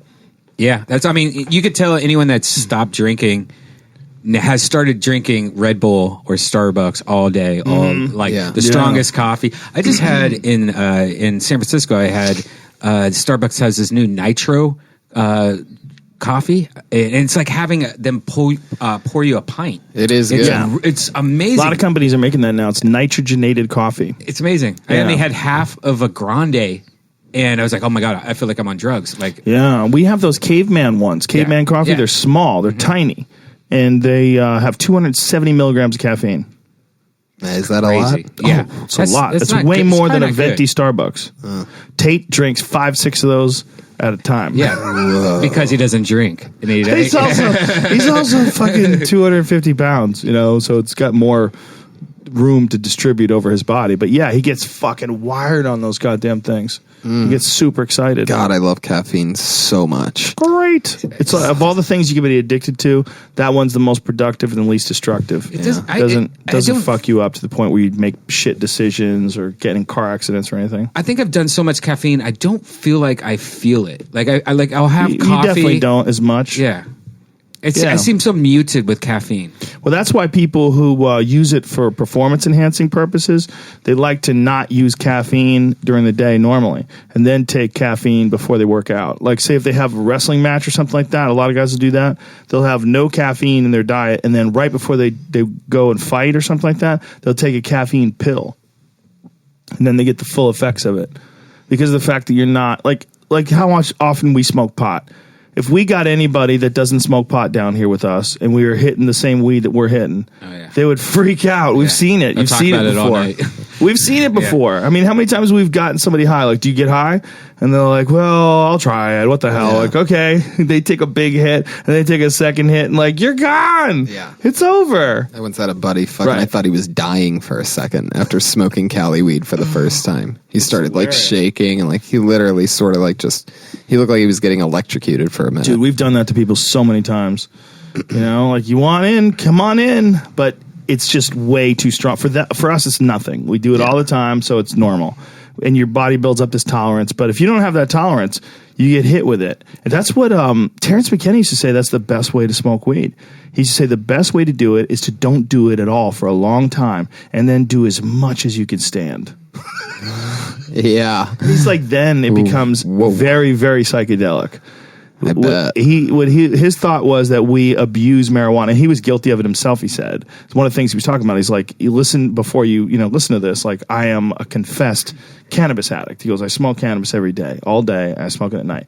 But honestly, I think the way to do it is to take a long time off and then smoke your fucking brains out. Wow. Just take like weeks off. Just bring your body completely back to baseline, and then just. I don't know about that. I take 2 days off, and it feels like if I smoke it, it's back to baseline. Like it's that fast. I don't want to take 2 days off. How often do you guys go on stage without it?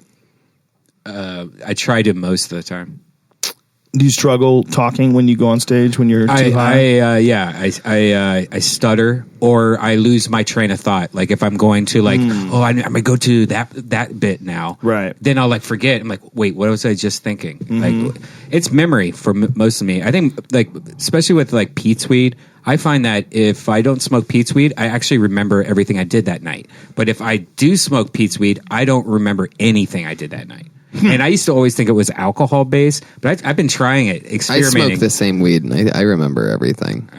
I smoke a lot of Pete's weed, and it just blocks my memory. Men in Black Kush, the memory eraser. Yeah, well, it definitely has a different effect on everybody, man. There's no doubt about that, because you'll hear some people talk about pot, and you're like, what are you experiencing? I almost want to be in your body. I roasted Snoop Dogg a few weeks ago, maybe like a little over a month ago, and hanging out with him, I've hung out with him a few times, but this time it was after I roasted him. And I'd hung out with him the day before because we were talking about the roast, and I was helping him with his thing at the end and everything, you know what I mean? So we were smoking then, and then after the roast, and I lit Snoop up at this roast. Yeah, I made fun of everyone. Funny. It was really crazy. Like one of the most fun things I've ever done on stage. Anyway, afterwards we were kicking it like hard fucking core, right? Because I had just like honored the shit out of him basically in front of all of his friends in this big cool theater in LA. So, we were hanging and all this stuff, and ever since then, he inspired me to smoke more weed. Not by saying anything, but just sort of like watching him operate and just realizing like, wow, this guy just stays laughing and creative all the time. Because it never shuts off for him. Every time I've ever been around him, he's always just riffing and always by far the funniest non-comedian I've ever met or worked with. Really? By far. You ever hang out with Snoop? No, never met him. You would fucking love him. You guys would click. You guys would crossing the streams would like be unbelievable because he gets it, man. He's cool as fuck. Him and Martha Stewart is the best combination in the room. Yeah, don't they have like a show? Yeah, together What is they the have show? a cooking show together. Yeah. It's What is it? Best combo. They just have a killer cooking show together. And is it on TV? Yeah. Yeah, that's one of Is the. it regular? It's a regular Yeah. show? Mm-hmm. And you know who does it? Who? Chris McGuire. No shit. Yeah. Really? No That's shit. his show. One of the roast jokes that I did on Snoop was that he has a cooking show with Martha, and when asked what it's like to work with a 75-year-old lady, Martha said, "Not that bad." Ah!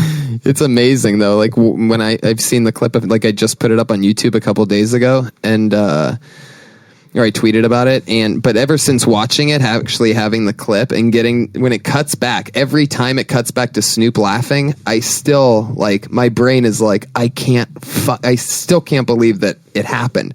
Like that's Snoop laughing. Right, that you actually did roast him. It's so fucking weird. Wow. But anyway, I've like doubled my pot intake since this Snoop thing. And I was already, a very regular daily, pretty much, once I get the bulk of work done in the afternoon, if it's whether I'm writing or just, whatever I have to do, or book or whatever responsibilities I have, it's on, until I'm a fan. Yeah. And then I work out a few hours later and then I do it again. I just keep smoking throughout the night after that. Good for you. It works. I approve. I approve of this message. It works for me. Yeah. Why not, man? As long as it works. Mm-hmm. And if you decide at one point that it doesn't work anymore and you want to switch it up, I mean, sometimes that happens too in your life. You get tired of a certain pattern. Yeah. It might be a different kind of workout you're doing or whatever it is, but just changing things a little bit, changing certain aspects of your life, just a little bit of a turn, a little deviation, something new, a little something different. This could be huge for your brain. You start thinking of things different. I emptied my house out recently. Just decided to pack everything up. I got a storage unit, and I put everything in the storage unit. It's weird, though. We were talking at Kill Tony about how people lived in their cars.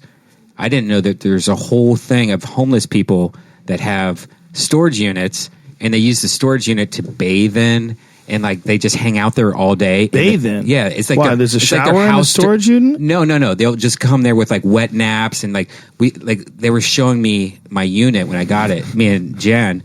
And she goes, "Oh, we can't go down this hallway." And I'm like, "Why?" She goes, "Just hold your nose. We can't go down this hallway." And I look ahead, and there was a woman naked, like washing herself, and poop rags everywhere, just rags on the ground with poop on it everywhere, and it smelled like poo. And she said that she just lives there during the day. That's like how she... And she shits on the ground? They let her? They can't throw her out. There's like nothing they can do. You can't like get her for like some sort of a health code violation because she's shitting on the ground? That's what I said. And she goes, you would think it's very weird and touchy. And isn't that funny how much people like try to protect people? Yeah. Like if she had a house, you could arrest her for that. Like if she had a house and she just wants to shit in public, I like to go to my storage unit and take shits on the floor. Yeah. People would say, "You fucking dirty bitch!" Yeah. Like you got to go to jail. But because she doesn't have a house, she goes in there and shits on the floor. They're like, "Oh, we can't do anything." And it's also the location. There's this California culture where we nurture people. But like if that was in Texas and some storage unit owner walked by, he'd be like, he would get there. You better pack up and you better put your poop rags away. You get up and you get out of here right now. I just got to say that is so much better than your Japanese Mexican accent. You have 2 days to pack up and get out of the storage unit. Pack up and get out of here. This is Texas. Nothing's like San Francisco. San Francisco's the worst when it comes to that. There's fucking aggressive homeless people everywhere. They're all over the place. Somebody took a huge shit, human shit, right in front of the Punchline Comedy Club. Yeah. It was, and it had blood in it. It was crazy. Awful. Brian. Did it have blood in it, or did you just think that's No, funny? it did, because I filmed it. I periscoped 2 videos of it. And I... Did you save any photos that I can see right now? Videos on... You can go. Do you have any photos of the shit? I want to see video, the blood. I got video of it. Don't you lie to me, son of a bitch. It's hard to see in the video, but it was... But it made me puke. Okay. And there's a little towel next to it, too. Yeah, man. I've never seen more homeless people just wandering around anywhere in any one location than I have in San Francisco. It seems like they're just super tolerant up there. Yeah. It's one of the things that makes San Francisco awesome is that open-mindedness and tolerance, but we were there. It also leaves like an opening for that. We were there on Saturday when they were doing the marches up there. Oh, it was good times? It was powerful. It drained the Kill Tony show was amazing, but the 2 stand-up shows I had after that, you could tell. And by the second show, I was asking, like, how many of you went to the march earlier? And it was just, like, I mean, wow, crazy. Have you ever even heard of an elected leader that's been protested this hard right after they got in office before they've done anything? No. Never. The funny thing is there's a bunch of women out there, obviously, that voted for Trump or didn't vote at all. That's what a lot of the numbers would say. Because they said that most women voted for Trump, right? Isn't that a stat? No, okay.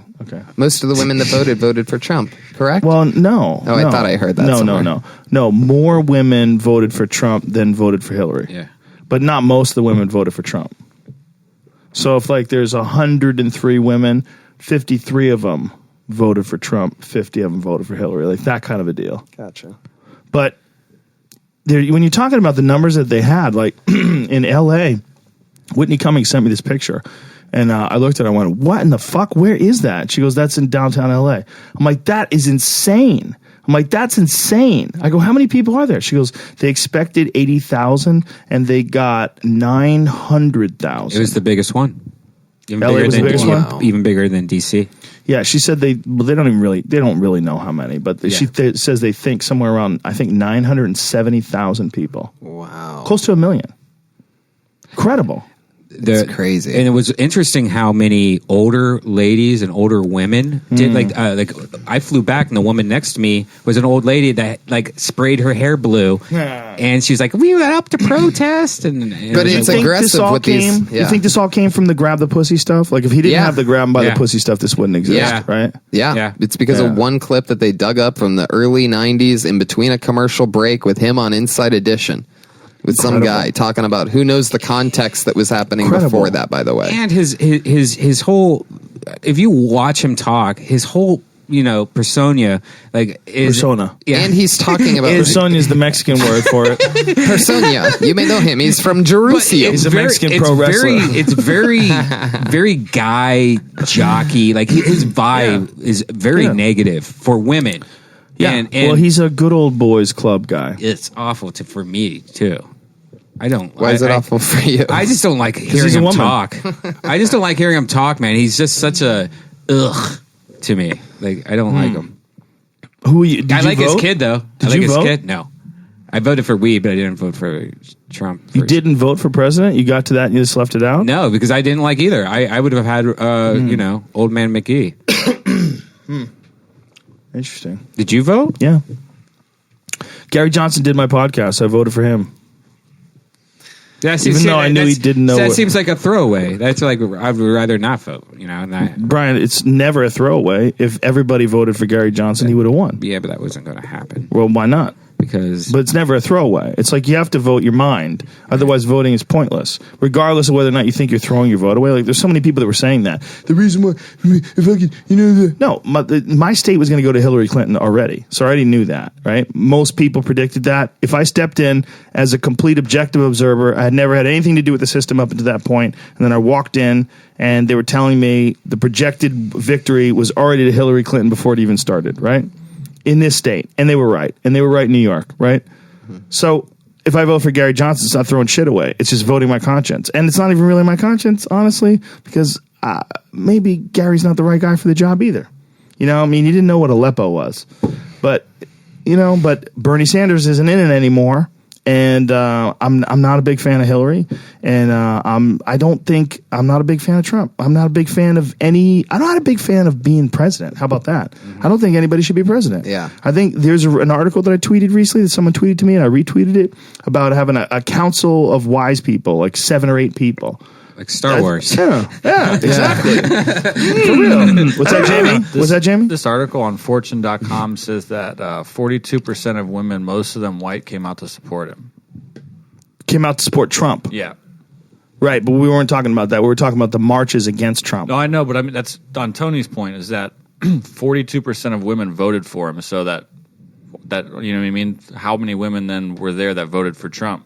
Probably none, because there's 20 million people in Los Angeles. If you have 20 million people in Los Angeles and you got less than 1 million, it's highly likely that less than 1 million didn't vote for him. I think there's a lot of secret Trump supporters that are disguising themselves as these people and telling you they're out there because they have to. It's a game to some of these people. I can feel it. It's like a joke. Do you think that people that are walking around in that rally actually voted for Trump and they're holding up signs, "Fuck Trump"? You really think that? I think that some of them, I think that they're secret Trump supporters. Yeah, absolutely. They were marching with signs, the whole deal. For what they have to do for whatever their jobs are or whoever their boss is. Yeah, sure, Marsha, I'll join you at the march. Yeah, sure, definitely. As long as you talk to Tom about that raise or whatever, whatever. People do things for different reasons. No, you were Mark Simpson right there. But it's crazy at that march. There's like 5-year-old girls. These parents are mad about what the possibility of what of their kids hearing something that Trump said, and there's like 5-year-old girls walking down the street going, "Don't touch my pussy! Don't touch my pussy!" Okay, that's not really true. Do you have you really see 5-year-olds saying, "Don't touch my pussy"? I mean, on the internet. you didn't. The march you was didn't. saying, "Don't touch my pussy," and there's little Right, kids. but in you it. were saying that 5-year-olds are saying that. You know that's not true. All right, probably not 5-year-olds. But like, here's my question: do you think that having these gigantic marches all over the country, like they did, don't you think that's probably a good thing? Because a guy like Trump, the last thing he wants is all those people hating him. The last thing he wants is to realize that there's never been a president ever in the history of this country that has gotten protested so widely and so hugely right after getting into office, right? Yeah. That's got to freak him out. And that has to affect the way you make decisions. It has to. Yeah. Knowing that these people, like, all you just got in. You haven't done anything. All you did was win the election and get in. It almost seems interesting because what if that ends up turning him into, what if there's a chance where he just turns on these people and starts fulfilling the prophecy, right? It's Isn't possible. that a weird I mean, thing? but then, the Republicans that support him, that are on the fence, they wouldn't support him anymore. He's a populist in a lot of ways. It's one of the more interesting things about this. Like, he's willing to change his mind on things if the people are, vehemently against his decisions. Mm-hmm. I think it's going to be real weird. Who knows? Who the fuck knows what's going to happen?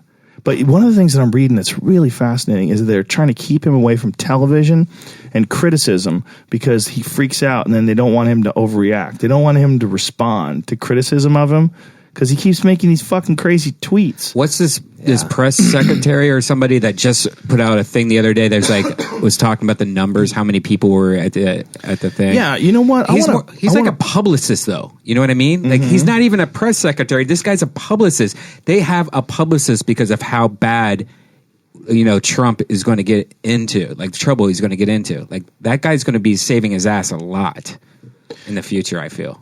My friend Jason Hairston, he's the guy who owns this company that makes these jackets. I It's love called that Kuyu. jacket. Yeah, they're like, God damn it, it's Cottonmouth. Is that a real He has zipper? one of the. Shut the fuck up, will you?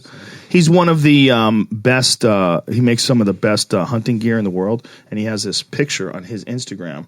And this is disputing what the press is saying when they were talking about how little the crowd was. Look how big the fucking crowd is there. This is an actual photo that he took with his actual phone, and they were saying that the crowd didn't go out to the press tent. Well, fucking it clearly does. Yeah. That's a huge crowd. Well, it could also just be the photo, What's that? It could also just be the photo. There could be like a big Brian, gap. look at that photo. That photo shows know a it. gigantic crowd of people that goes all the way back past where they said the crowd didn't go. I'm saying that there might be a big gap in just how the photo is that you can't see that there's like a gap in the middle. Kind of like That's the whole thing. Yeah. But You look know at what I'm saying, though? I do, but look at what you're looking at. Yeah. Not in that photo. In that photo, you are looking at, look at all those people all the way back there. They go all the way past the barricades. Look at how many people there are. Like, that's not the pictures they showed on television. Yeah. So, and you can see this, folks. Jason Hairston, JASON MHAIRSTON. So this is a photo that he took himself, and that's where it gets weird. It's like someone who was actually there, who went to the inauguration, And they could have takes a taken photo. that picture You see this? anytime. What is this photo, This Jamie? is what PBS put up. This is a time lapse from the top of the Washington Monument from the top from day, like the time the day started, like sunrise, until everyone started leaving. At the Oh, end so of the they day. have all of it. Yeah, they have sky view of it. Okay, so his photo, does it represent what this is? See how I'm Not- saying not there's quite. gaps, though? See, there's gaps in between the Well, crowds. it's not filled in From yet. that angle, it represents a big crowd, but when you look at it from the top, you can see like the gaps in the. But either way, Yeah, there's a lot of people there, but it wasn't. I don't know if it was 1 million. Yeah. But either way, it's a giant crowd, but it's nowhere near as many that Right. went to see Obama. Correct, That, yeah. that's been proven by the amount of people that take public transportation, right? Yeah. So this is still not filled in yet, and it's still. Now people are leaving. Yeah, Oh, now that was they're it. leaving. Yeah, that was Oh. it. See, if you're Interesting. standing, if there's a bunch of people missing in the middle, you're not going to be able Right. to tell because the people behind it's going to fill in the gap. That does look pretty goddamn packed. It does. But maybe that's what you're saying then, because of that. Well, I think Photography. it really, in your head, it's hard to imagine what Obama's must have looked like, because that does look insane. But he wasn't where when Obama was inaugurated. He wasn't there taking pictures from the same spot. Then we would get a chance to really check it and understand it. But I mean, that I would buy more than this. Oh, yeah. Because of what you said about perspective. Yeah. But I mean, there's still a fuckload of people, man. Yeah. They were making it seem like there wasn't that many people. That's a lot of goddamn people. It's just not as many as Obama. I would like to compare that to when Bush was inaugurated. Bush had more. Bush had more? Yeah. They all It was also raining, though. Yeah. It was raining at the Trump inauguration, Yeah, right? that's true. And how many of those people wear hairspray in respect to Mr. Trump? I saw a point someone made too that at the time in 2009, I guess when the inauguration happened, there were a lot more people out of work, Oh, shit. and that now there's people that have jobs and they had less. There's a better That sounds like a economy, White too. House propaganda Yeah, welfare totally. baby statement. So I was just saying one of the things I heard. Sincerely, Barack Obama. Try to find out how many people were there when Bush was inaugurated and how many people were there when Clinton was inaugurated. Yeah, there's a good. 2000 Bush. What's that? 2001, the first one, right? Yeah, it was 2000. They do one for each one. There's a good Photoshop out there that shows them all. It shows reptiles. It shows that they're all in the shape of a skull. Alex Jones, did you hear he was down there and some Trump supporter or something like that, got in this huge fight, and then With Alex? No, Alex Jones though was right next to it and had to call the police. Oh, I saw someone was saying that Alex Jones had liquor on his breath. Probably. Says, Yeah, he says he doesn't drink. 200 He wasn't or drinking. 300,000 or so for 2001 for Bush, 400,000 in 2005, and then 1.8 million for Barack in 2009 and 1 million in 2013. In comparison, Bill Clinton also had 800,000 in 93 and 250,000 in 97. Damn, only 250,000 in 97? I mean, the rain is going to deeply affect that, though, because it's all local people, right? I mean, who's No, a lot of people flying flew there? in for that. A lot of people. Jason Harrison flew in for that. Mark Murphy. She flew in for that. She flew in for the march. Yeah, but she flew in. She marched in the rain. Yeah. You know, a lot of those, that's another thing that goes against that. A lot of those women that were marching, they're marching in the rain. You know, the one that, I mean, that's why Jeremiah Watkins and his character, Daisy Watkins, Yeah. I like Daisy. I like his character. Yeah, that was amazing. But they all had raincoats on during the roast battle tonight, Yeah. or during, Kill Tony tonight, They were to represent those Hillary supporters that went out in the rain. Is it a big deal because of the question of the size or the question over the lying of the size? Lying of the size. Lying of the size, But he doesn't, he wants to say, this guy wants to say this is the largest crowd of any inauguration ever. Yeah. Clearly that's not true. Right. That's fucked up. Right? That's clearly not true. You're if you fired. look, it seems like a big ass crowd to me looking at that photo, but I've never looked at a photo of the inauguration before. So if you compare it to Obama, it's clearly still a big ass crowd, but it's definitely not the biggest crowd ever. So that's not good. When the fucking White House minister of propaganda sounds like that guy from Baghdad. Remember at the beginning of the war? There was some guy that was doing the Baghdad population thing. Remember that guy? Who the fuck was that guy? Who's this moron outside the door? They're letting people You downstairs. can just walk downstairs. So Yeah. Somebody they should keep that door shut. Yeah. It's such a bad. Who was that guy? Remember that guy? Yeah, I don't Joe Baghdad or something like that? Remember that it was a meme. It was hilarious. It's like when the war started, get the fuck out of here. Jamie, kick these guys out of here. Oh God. Jesus Christ. They're letting people fuck with us. Anyway, there was a character that was Baghdad something. God damn it. What was his name? I can't remember. You don't remember it? Do you remember that? And what was he saying? He was the minister of propaganda for Iraq before we invaded.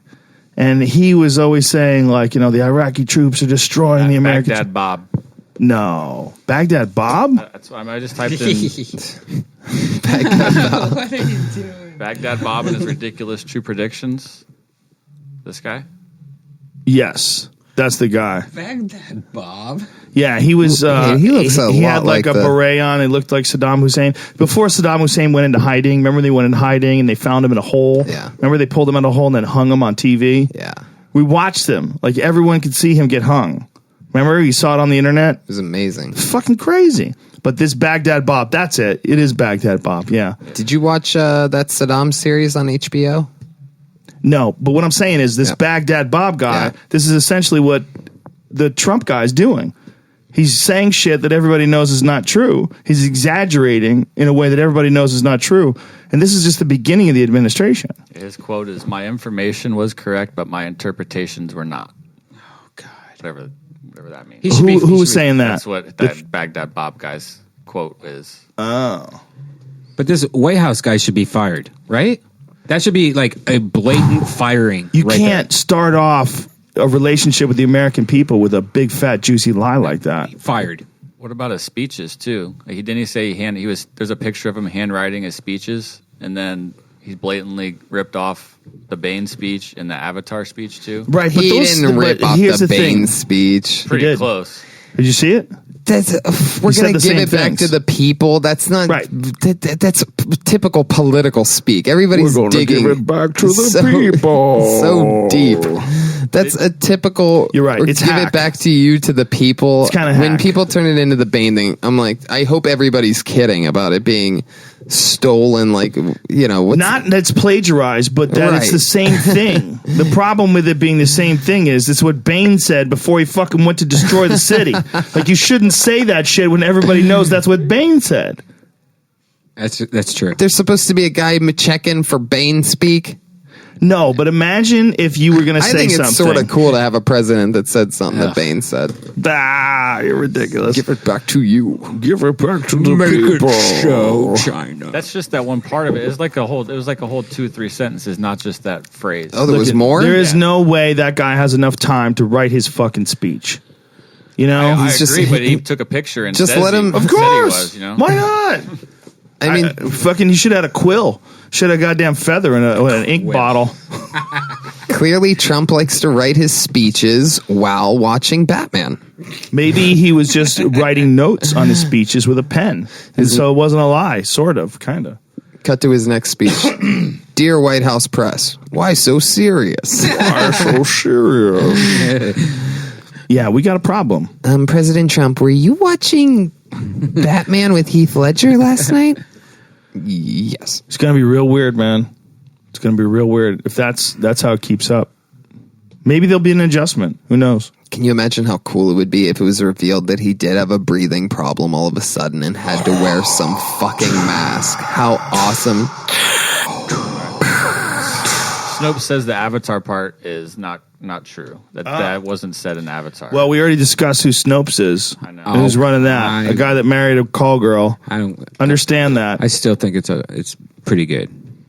What is pretty good? Snopes? Overall. Okay, but you Don't have you? to listen. You get this one guy behind this thing. That was a guy And and a he's girl. obviously guy and his wife, and they got divorced, and now he's a guy and a former escort, and they still run it, and they have a very clear left wing bias. It's a very. I mean, they've been a part of like anti-Bush rallies in the past, and so I get it.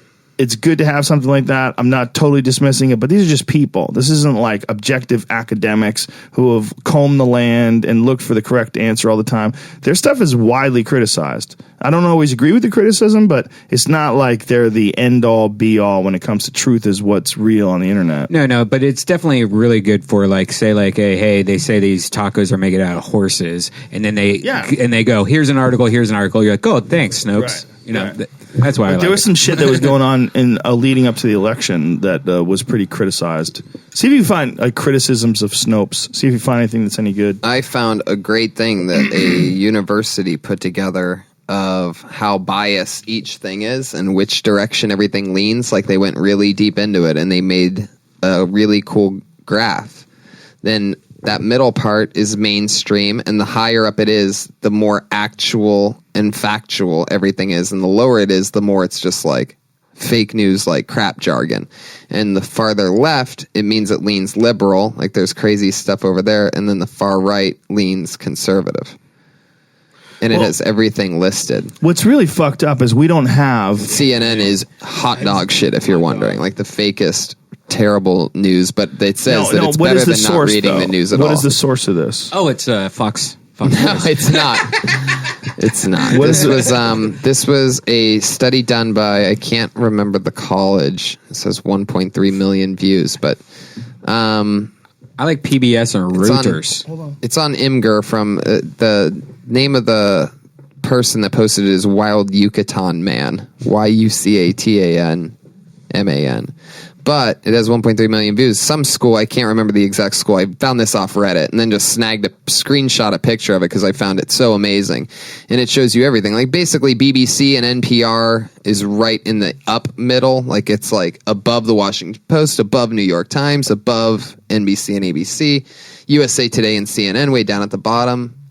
And it says that The Economist, The Guardian, The Atlantic, and The Wall Street Journal are basically the best, minimal partisan bias, mainstream, but still reputable. What they say about the Wall Street Journal is because it deals with the financial markets, and because you can't have just a clear editorial bias that leans one way or the other that's going to affect business. Like they're not going to tolerate that shit. Right. Like they want to know what the fuck is really going on, clean and clear, without all your hippie logic thrown into it. Yep. What do you think about RT? Is that what the RT Russia Today? Yeah. You know what, man? It's owned by Russia. At the end of the day, you realize that, like, they've got some sort of an influence over them. I don't know how much of an influence, but I had Lee Camp on my podcast, and I was asking him whether or not Putin uses fillers. That dude fucking clamped up. He didn't want to say a word. Fillers? Fillers, like on his face. I'm like, his face is looks like someone's doing something to his face, like Botox or something. Oh, fillers, yeah. And he just clamped up. Didn't want to talk. Whereas I've had Abby Martin on the show before, and she used to work for Russia Today, and she just decided not to do it anymore. She's doing her own thing now. And when she was doing it, she was reporting on the situation in Ukraine, and they wanted to ship her to Ukraine. They're like, yeah, why don't you go check it out? We're going to send her there, and she's going to go there on the ground. She's like, the fuck I am? She's like, I'm not going to Russia. Are you out of your fucking mind? And that's when she realized, like, oh, I got to get out of this business. They tried to ship her to Russia because she was criticizing them. Yeah, Russia Today. It's interesting, but it's probably a better news source than what you're getting from the America propaganda networks. Dude, it's bad. I watched post-debate. I watched CNN and Fox News, and I went back and forth for a couple of hours. I decided this is going to be like my project for the night. I'm going to see what the left is saying, and then I'm going to see what the right is saying. It was crazy. It was like two alternate realities, two completely different worlds, and it was so biased on both sides. They're so biased. There's no one who's saying anything that might make the other side look good or might soften someone's point of view, or Hillary Clinton is a thief and a liar, and she's profiting, and the Clinton Foundation is a problem, and she needs to go to jail, and anybody else would be in jail, and taxes, and this and that, and fucking real estate scandals, and then you go to the other side, and it's all sexual assault. Donald Trump, sexual assault, accused of sexual assault. A woman accuses him of sexual assault. This video, the grab the pussy video, and like it was all concentrating on that. And that's another crazy thing about this study is that comparatively, according to this huge crazy study that they did, Fox News, while completely leaning right but still reputable, CNN is not, and CNN is just not reputable at all.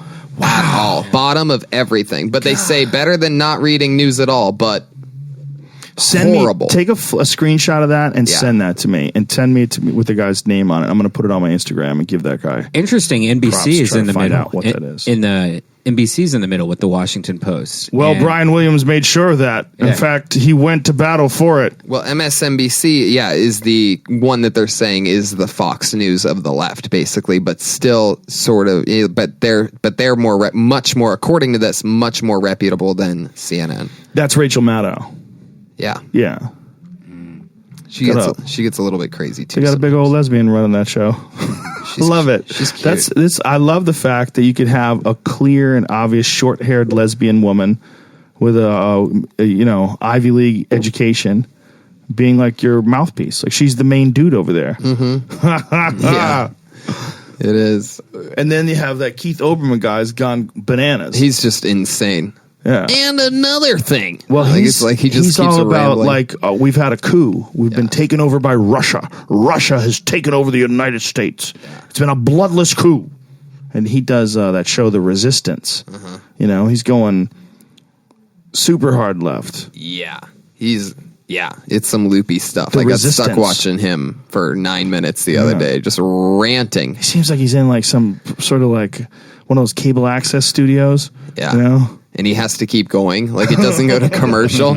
And another thing. Well, that's what he's always done. He's always been a great ranter. He was one of the original ESPN Sports Center guys, and he was a fucking beast, man. Yeah, what happened? Why did they take him off ESPN? Because that's where everybody loved him. Yeah. And then he went from there and started doing political He news. was so good. It's almost like once you start OG doing... Keith Olbermann, right? Oh, he got in trouble. What'd he do? He said some shit that he shouldn't have said. He kept going against the, like, I think it was mostly against, like, Disney or the Man, because Disney owns ESPN. The fucking Man. And he got, like, him and Dan Patrick there. I think they were both banned from ESPN, like, facilities. They're not allowed to talk to anybody for, like, 10 years. What? And Dan Patrick recently, I think, got back in good graces a little bit, or maybe it was Olbermann did, and Dan Patrick is still completely, like, don't talk to Dan Patrick is what they kind of tell, like, it's like a big no-no.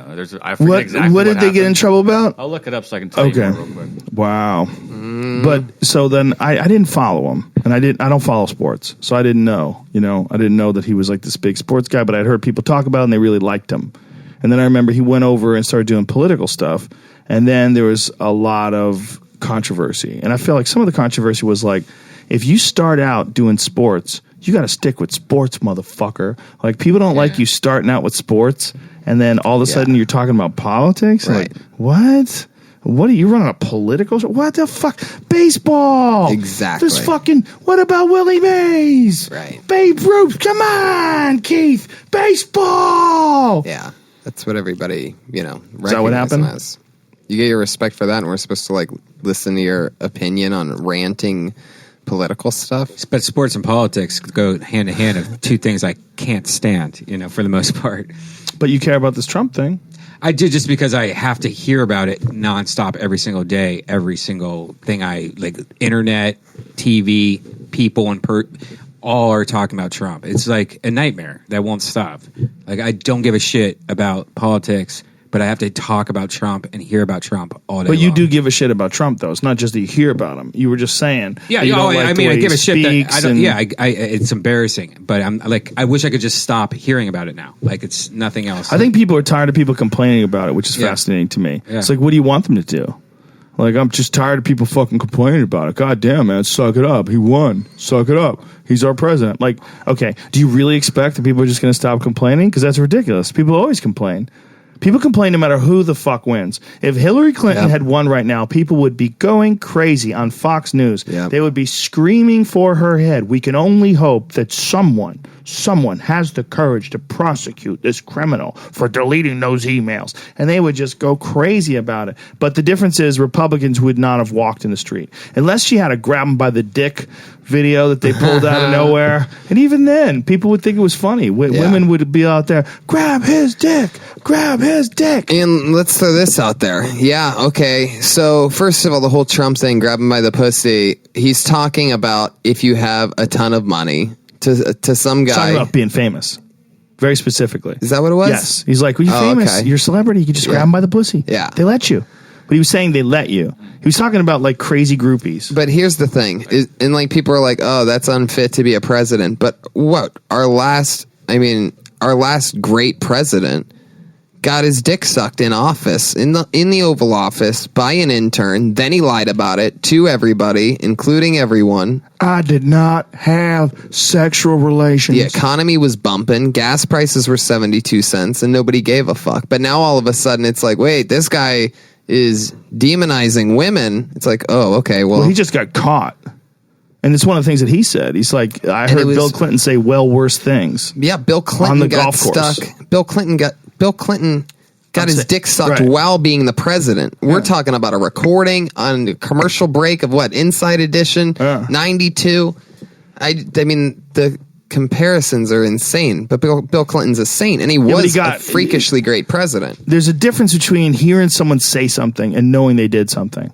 To people, there's a difference. Like knowing someone did something is like, wow, I don't see it. I know he did it. So if the audio of Bill Clinton getting his dick sucked came out. Oh yeah, it was like, come on, you want that intern money? Hey. Let me shoot on your dress. Jamie, what were you gonna say? It was Olbermann that was actually banned from ESPN's main campus. That's why when he came back, he was doing a show from New York in Times Square from like an ABC like sub studio. Mm-hmm. He just had lots of run-ins starting in 1997. He went on The Daily Show when it was still hosted by Craig Kilborn, who was a former ESPN co-anchor with them. That was like his first problem. He called ESPN's main campus a godforsaken place. He got into an argument. You get in trouble for saying that. Yeah, Godforsaken. There's just lots of different things that happened over like 10-year period, and then he came back. Like I said, he had a little stint with them. He got in trouble again for saying shit against Penn State supporters. They like suspended him for a little bit for that. Against Penn State supporters after the Sandusky trial. Yeah. What was so upsetting about that? Weirdly, also that stuff has kind of all been forgotten now. None of all of their punishments have just kind of all disappeared. They're not punished anymore. They're back in the top of the like college football rankings and everything. For Penn State? Yeah. Really? Yeah. Dude, people are coming down here again. We got to get one of the Comedy Store people to block the door. They found out they can get down here. Well, they just leave the door open, and then there's a stairway where people could just fall. Well, they're supposed to be a security guy up there.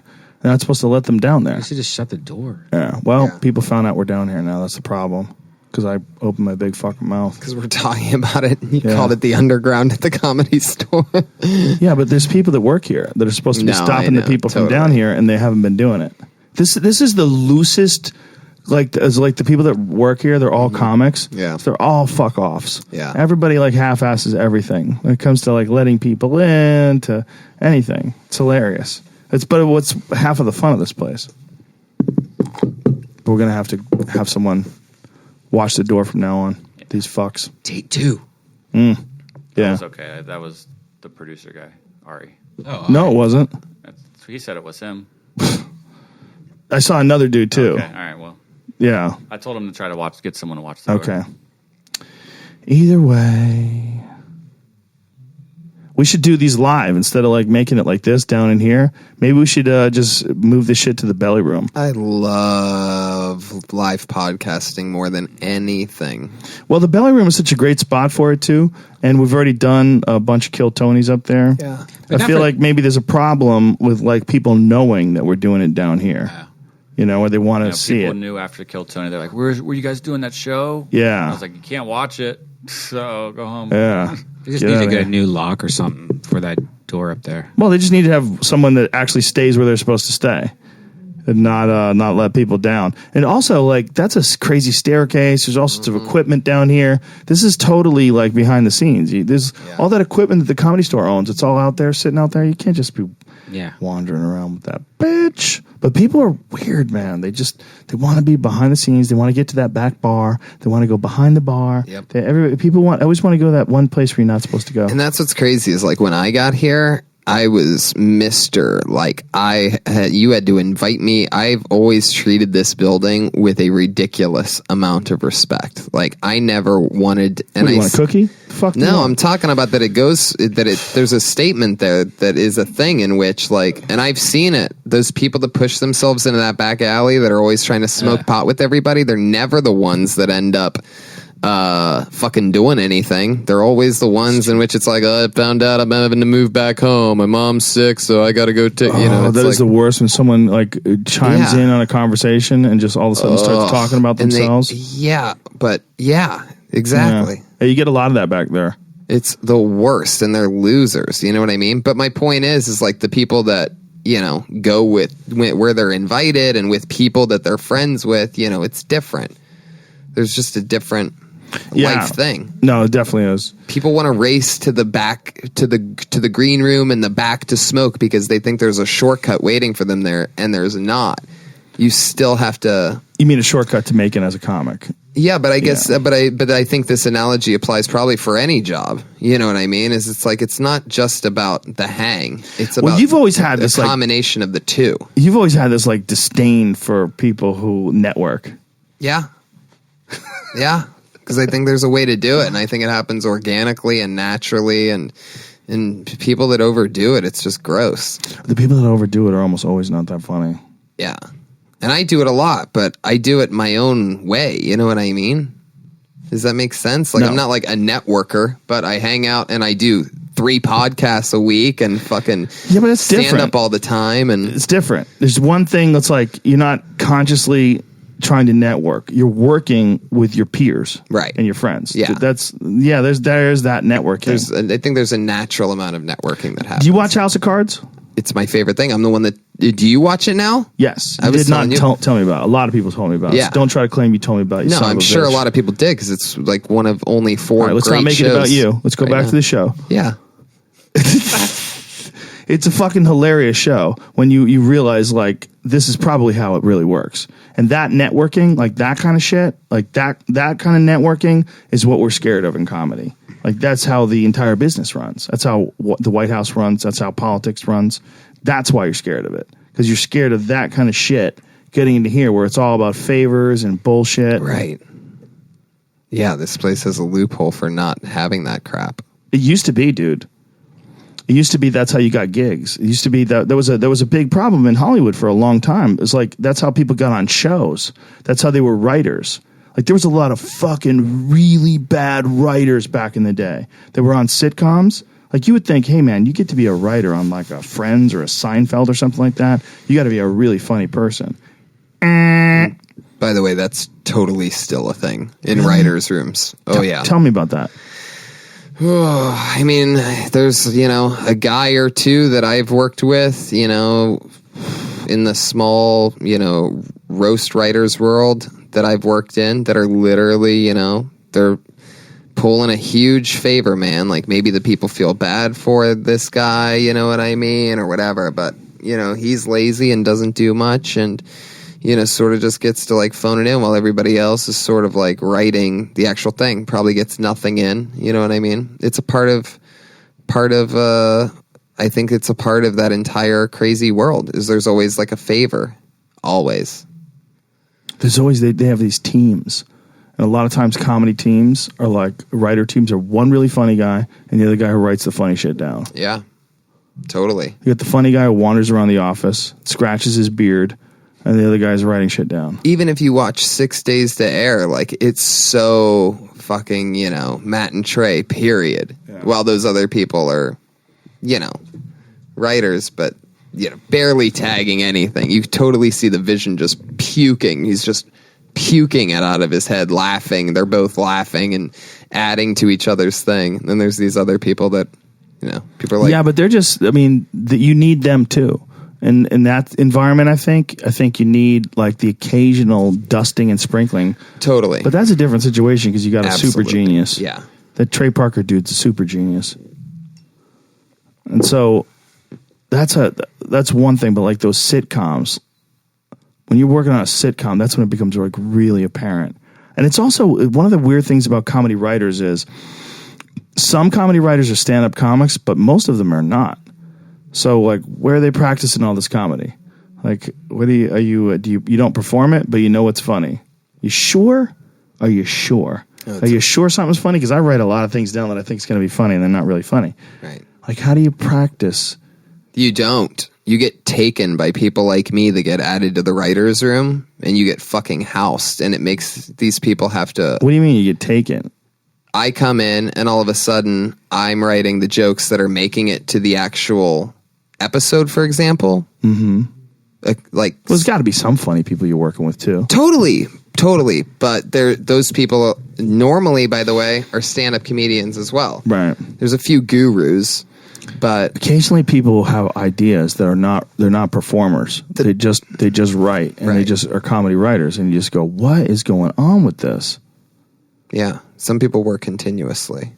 Some people are beasts. It's a very interesting business. Yeah. But there's a couple people that get by on. I don't know how. It shocks me sometimes when I see a certain couple people in another writer's room making Writers Guild minimum. Just writing alone is a fascinating enterprise. Making things up, sitting down in front of a computer and making up scenarios, making up people, making up stories, making up plots, making up twists in the plots and characters and... It's a fucking crazy way to make a living, man. It is weird. It's you like use your mind to formulate a world, you know? it's continuously asking yourself questions. You're like writing a trivia game and answering it at the same time. Who's the character? What would he do? What is that? Yeah. What would he smell like? What is this? What would he say? That's why comedy teams totally make sense. But I've met the comedy guy from the comedy team after they broke up. Like the one that got tired of the guy who's not funny and said, what the fuck am I doing with this guy? He got tired of just reading things to the guy and the other guy writes it down. I've met that guy too. Those guys are brutal. And you'll go, oh, you were a part of a team, huh? I met 2 guys like that. Joe and Joey or whatever that. What? Those 2 Italian. No, not comedians. I'm not talking about Joey and stand-ups. Joey. No. Now that's Italian. No, I'm talking about writers. Yeah. I've met a bunch of those guys. Like when I had a development deal a long time ago with this guy that he used to be a writer on Friends, and this dude had like bowling shoes on, and he was a part of a comedy team, and the team broke up, and I met with the guy, and I was like, he's wearing bowling shoes, like, you know, trying to be like wacky. I'm like, why is he wearing bowling shoes? Those aren't comfortable. Like, nobody wants to wear bowling shoes. Mm-hmm. Like, he was wearing bowling shoes because, like, bowling shoes is like, he's so wacky. He wears bowling shoes around the office. And I was telling my manager, I was like, he's wearing fucking bowling shoes. I don't like it. And he's like, are you serious? I go, yeah, why is he wearing bowling shoes? Like, we had this conversation. He's like, why do you care? I go, I care because it's like, why would you doing that? Because you want to be whack. Would you have an exploding tie? Like, he's going to, like, check out my carnation. And it squirts you. Like, what is this guy, what does he think is actually funny? He gave us the script, and it was the worst piece of shit I've ever read. It was so bad. It was so bad, it was stunning. It was so bad that the network who recommended him, and they gave him a gigantic development deal after he left this sitcom. He might have left Friends and went to another one. I forget what it was.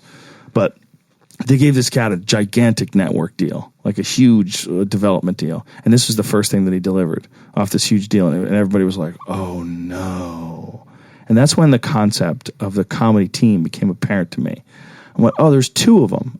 And the funny one left this guy behind. And he's like, fuck this guy. Yeah. And they're like, no, he's very funny too. And most importantly, he understands story structure. I go, no. He's not funny. I go, this is definitely not funny. Well, you know, this is a first draft. And you have to realize, nope. This is a terrible concept. Like, the concept was awful. It was about a guy who time travels and, or he's immortal. And he was, yeah, that's what it was. He's immortal, and all he does is, like, get laid. Like, what? Oof. He's been around since ancient Egypt. He was, like, cursed in ancient Egypt, so he can never die, and he just gets laid. And the whole network, they're, like, looking at each other like, what in the fuck? And I go, yeah, well, that's not me, so good luck with all that. I abandoned ship. It was hilarious. There's things like that get pitched every day. There's some guy who comes into an office, and I've had some fucking terrible ideas myself. I've had some terrible ideas that I thought were good.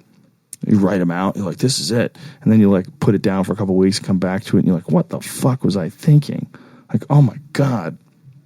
I mean, what percentage of ideas that you start out with that you bring to the stage eventually wind up making it onto a special or making it into your act permanently? Is it even half? Probably about half. Yeah, I think so. Because I really don't try it unless I really, really think it's funny, like, and think that it fits with my tone and everything. Right, but you have the possibility of working those things out. You know, hammering them out on stage, like, to really knock it out of the park with a comedy script. And not ever practicing for, like, right. That's one of the things that makes South Park so particularly special. It's like they're not even practicing it and turning it into, like, its best form. They're kind of coming at you with this idea, like the initial idea. I mean, they've honed it, they've cut it down, they've edited it, they've gone over it, they've made it funnier, I'm sure. But, like, they don't get to do it, like, for 6 months in front of various crowds and watch it come to life. You know, if you think about guys like Stephen King and all the shit that guy's made up, just sits around and makes things up. Did you see his new show, the 1129, about JFK assassination and time travel? No, I haven't even heard of it. Oh, it's what's it on? Great. It's on Netflix. It is? I think. Hulu. Hulu? James Franco's like the star of it. Yeah. Oh, what's it called again? 11/29? 11/23/63, I think. Oh, That's so like it's the day he got shot. And it's really like good? a 6-part show. Yeah, it's fun. It does time travel. Franco's great in it. Dude, you want to stop and think about all the fucking amazing entertainment Stephen King has put out over the years. That guy's insane. Yeah. I mean, Carrie, It, Salem's Lot, Christine. I mean, you can go on and on and on and on and on. Pet Sematary. Maximum Overdrive. Yeah, I mean, that guy has made some shit. Misery. Man. Misery. Oh. On James writing. Caan and Helen, what was her name? Kathy Bates. Kathy Bates. I was thinking of Helen Hunt. Because you put her in my head earlier. Yeah. Son of a bitch. Picking up those twister balls. Yeah, man. God damn. That one guy is responsible for so much iconic entertainment. Silver Bullet. Remember the kid in the wheelchair and the werewolf? Things are getting remade already too. Like It's being remade right now. It's coming out this year. Who's remaking it? I mean, he's part of it. He's You got to talk right into the sorry, he's microphone. listed as a These writer. mics suck. Bill Skarsgård. No, I don't recognize anyone that's in it. Skarsgård. Bill Skarsgård is Pennywise. Skarsgård. Oh, wow. Let's see who Who he says is. I look like that guy? Who's putting the show together? I don't know. I don't. Is it a movie? Yeah, it's a movie. They're making a movie. Yeah. But that's a book that's so long. I've read that book. It's a long book. It? Yeah, that's why when they had it on television, didn't they have it a multiple part think so, miniseries? Yeah. And it was that comic. Not was it who the fuck guy was that from guy? Clue. Tim no, wasn't Meta- it the guy from Rocky Horror Picture Show? Yeah. Yeah. Tim Curry? Tim Curry. He was the clown, right? Yeah. Wasn't he? Yep. And do you know Tim Curry is like in a wheelchair now, can barely talk, and he's like a vegetable almost. What happened? I think he had a stroke. Yeah, he had a really bad stroke. No one really talks about that either. You don't really know that. Like I saw him in an interview, and I was like, "What the fuck happened to Tim Curry?" Oh, that's a bummer. I didn't know that. Yeah. You know, Richard Dawkins had a stroke too.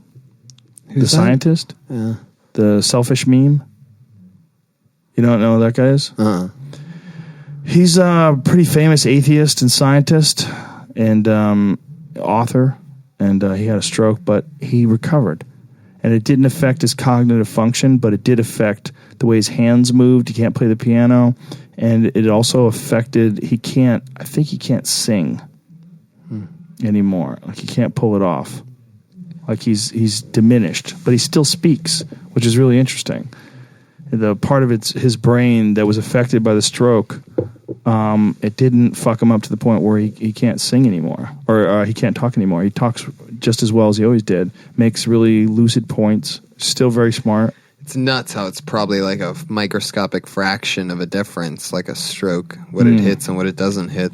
You know what I mean? Well, it could hit any portion of your brain, but the portion that it hit on his brain just affect motor skills, apparently. Fortunately for him. But fuck, man, what a weird feeling to know that your body's just kind of like short-circuiting like that. You blew a fuse, you know? Like I blew a circuit the other day, you know, where you plug something in, it doesn't work. You're like, what the fuck? Then you go out to the circuit board. Oh, look at that, this fucking flip. Flip that sucker over, and then it starts working again. And you got to think, man, it's kind of like your brain's almost like a biological circuit board. You know, there's a bunch of electricity going through there, a bunch of neurons firing, all these cells in there, and every now and then one of them goes, and that can happen to you. Is Tim Conway still alive? It's a good question.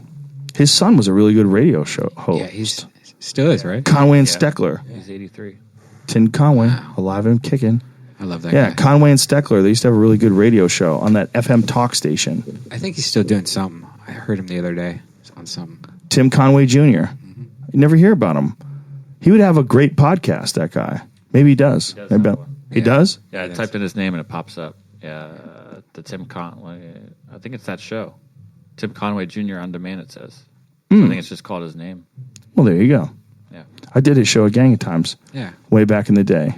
Back when talk radio was crazy. They had a whole network, a whole radio station devoted to talk radio in L.A. It was crazy.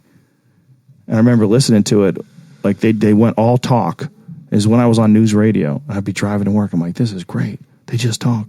Wow. They would just have funny shit, and occasionally they'd have a whack host. They let a few whack ones in there. You're like, oh, It was AM radio? No, FM talk. Wow. Yeah. Yeah, he's still actually he's on the air here, KFI AM 640 from 6 to 10 weekdays, and they take that. Oh, he does the morning show. And they put that on at night, 6 to 10 p.m. Oh, 6 and to they 10 take p.m. that and put it as a podcast. He had a nighttime show back then, too. What happened to that Steckler guy? Is he still around? I don't know. Apple Dumpling Gang. Apple Dumpling. I don't even know about that. You always bring that up. I don't know what that reference What is that reference to? Tim Conway and Don Knotts. The movie. Your daughters would love it. Probably not. It's Have know you what gotten they to did show love, them though? any of my favorites? Beetlejuice. That'd be a fun one Yeah, to they watch. like that. They like that a lot. But you know what they thought was fucking hilarious? Talladega Nights. They were howling. Little inappropriate. A few inappropriate moments. A few inappropriate things they say, but goddamn, that fucking show was funny. That movie, rather, was funny. Did you show them Moana or whatever it's Yeah, called? they love that. That I heard was amazing. Star Wars? Yeah, they've seen Star Wars. It's funny. I watched the old Star Wars. You watch the old Star Wars, then you watch the new Star Wars, and like the special effects, they look like some school project. Yeah. You know, I mean, it literally looks like something that 1 million kids could do better on the internet right now. Wasn't a fan of the new one. I fell asleep like 15 times during it. I didn't see the newest new one. I saw the one before the new one where Han Solo dies. I didn't see the newest new one. I liked the newest new one. I heard the newest new one was one of the best ones. Yeah, it definitely was. Brian says no. I think it was boring as fuck. Brian needed sleep that day. Yeah, you probably were No, I even saw it in hungover 3D. and Maybe it was tired. because it was in 3D. 3D's not good? No, the 3D was afterthought 3D. You know, Oh. like where they're like, let's make a 3D. You know, it wasn't anything awesome. And I think I would rather not have seen it in 3D. I think maybe that might have been it because it was so boring that and there was no 3D going on. So it was just like, my eyes are getting tired. I just need to sleep. I kept on falling asleep. Okay, you sound unhealthy. No, but I thought it was just me. Like I thought it was something like I didn't have any sleep. But then people I've read on Twitter agree and said the same exact shit. So It's probably people that follow you and they're like, I'm sleepy too. no, I would like to see what you thought. I mean, Yeah, I'll and see it I thought eventually. the acting was horrible. Really? Yeah, horrible I acting. literally know nothing You're about a it. crazy person. Okay, You know what I'm excited for? John Wick 2. Yeah. I'm down with that. I just saw a good movie last. I shouldn't say good. It was pretty good. It wasn't great. That movie Split, which is getting a lot of news right now. That's that M. Night Shyamalan Ding Dong movie? Yeah, it did surprisingly well Fuck at the box that office, dude. I guess. It was, He keeps tricking me. I know, yeah. It wasn't one of those kind of like, oh, there's a big twist at the end. Everyone's saying there's a twist at the end. It's not that big of a fucking surprise or anything like that. But the movie itself was pretty interesting. It's about people with DID, which is dissociative identity disorder, which is fucking weird. I looked up some more stuff on it. If it's real the way that this movie depicts it, fucking insane. But like, Well, people definitely have blown brains, you know. But that M. Night Shyamalan Ding Dong guy, he got me with that fucking elevator movie. I'm like, gonna watch the Devil's in the Elevator, man. I skipped a bunch of the movie. I'm like, you motherfucker. I think the Marky Mark one where the trees. Yeah, kill people, he that's kills one where I the gave trees up. come to life and kill folks. Yeah, he got me with that one too. He got me with The Village. You know, the people that live in the village, they find out it's planes flying over the head. They walk out to the road. It's walking distance. They didn't even bring food. Sixth Sense was cool. Signs was scary at points, but really bad But stop movie. and think of how fucking stupid that village concept was. They had this village. They thought they were living in the 1800s. They're all about, but meanwhile, they're in modern America. Okay, and the way this is an experiment, the way they protect this experiment, planes didn't fly over it. Oh, okay. Well, but surely you must be no fucking where near people, because you're right over there. Oh, you could just walk. You could just walk to the town, and they didn't find out about you all these years. Fuck you. Yeah. Fireworks, 4th of July. Come on. Yeah. There's going to be something. Exactly. That's Get the fuck out of here, bitch. Get out of here. I don't think I saw The Village now that I think about it. It's so stupid. Stupid. It was so stupid. And I thought it was about monsters, too. The monsters are taking people, but it's like people dressed like If monsters. you want your like- heart to beat, watch a movie called Don't Breathe. Ooh, wow. Unbelievable movie about a bunch of punk, cool, smart like thief kids that are coming up and like on a good run of robberies, and they go and they see that this former Vietnam vet won like a ton of money in a lawsuit, and someone close to him at the bank said that he took it all out in cash and has it in his house. Like, so they got this hot tip that this guy has like a couple million in cash in his house, and he's some old Vietnam vet. So let's do that. And then they go. Don't say anymore. Okay. Spoiler alert. Yeah. What the fuck, dude? I showed you the No, trailer that's for it. this. That's literally the setup. I showed That's you the not- trailer for this on the podcast, and I mistakenly said it was the guy from the Kevin Smith movie, and you called it out as the guy from Avatar, like the general from Yeah. Avatar. Yeah, Remember that guy. Yeah. Yeah. Yeah. Okay. That's now I remember it. Yeah. Don't breathe. You know what else is supposed to be really good? There's a zombie movie that I think was made in England. I think it's called A Girl with All the Gifts. And it's about a kid that's a zombie. Like there's a disease, and these people get it, and it's like it turns them frantic. And this one girl, I think they're using, according to the trailer, they're using her as a to make a vaccine. But these fucking pandemic disease movies where people go crazy and start killing each other, they seem a little scarier now that Trump's in office. Right? I'm serious about that Trump getting a mask thing. Like how great that would be. I am breathe better now. I am your president. Dude, you should have been here the inauguration night. Inauguration night, we did a podcast in here with Jeff Ross, and Jeff Ross was freaking me out. He knows Trump. He roasted Trump. He's like, he's never leaving. He's going to be there for 20 years. Yeah. And he'll leave, but he'll make sure that somebody who's his friend gets elected, and he'll be his advisor, and he'll be right there with him. Then his son will get in. He's like, that's it. It's over now. He's in. That's so funny. Wow. And then the moment he gets in, he takes the LBGT page off the White House, and he takes the civil rights page off the White House. No, that happens with every presidential change. I read a whole thing about that. They take the LBGT page take- down, archive everything. They take everything from everybody's thing and completely scratch it. and then they put up the new page Yeah. with the new president Yeah. who doesn't give a fuck about LBGT, who doesn't give a fuck about climate change, and who doesn't give a fuck about civil rights. Same thing. Still the same thing, no matter what. Like what he decided to remove and not replace. But I think it's like a process, though, right? Is it? I think You don't so. think they would have a website in place? I read a whole thing, and maybe I can't cite the source because, like I told you earlier, I'm smoking twice as much weed as I ever have before in my life. So, like, but I read that that's a thing that happened when Barack took office. Like, a lot of this stuff, by the way, that's happening is stuff that is a very regular thing. Like, people are freaking out about his cabinet picks, but I read a whole thing on that where it's like, yeah, that's how this stuff works. Like, Right, you but still have his to get approved cabinet- by the Senate. His cabinet picks tell a lot about his intentions. You know, like the former Exxon CEO, and But don't you think that's sort of good to have? Do you know that he put a 5-year, like, he's the first president to say that you can't just go join lobbies and you can't Be a get lobbyist, rich. You're yeah. not going to get rich off True. of me. So I think maybe if that guy who he interviewed, who's Trump known for hiring people, that's like what his specialty is. If he hired that guy for a reason, and if it's because he's such a fucking freak that he might be one of the people to fix the economy, look how much money he made Mobile X on. I'm just saying that if he's right, then fuck, that'd be so great. I'm rooting for the guy. It seems scary and stuff, but I think he has a if plan. he's right about what? See, the problem is, like, everyone knows there's a real transparent deal that Obama blocked, where Exxon was trying to drill. And they were trying to make this deal with Russia, and Exxon got cock blocked by Obama. And now that Obama's out, and then the former Exxon CEO is in, like, and people are wondering, like, are they doing something that the environmentalists think could potentially be a huge disaster, and are they doing it for profit? I don't know. I don't follow it enough. That's when I'm not optimistic, though. That's when I get nervous. You know, but then again, like things like this Dakota pipeline, you know about that, right?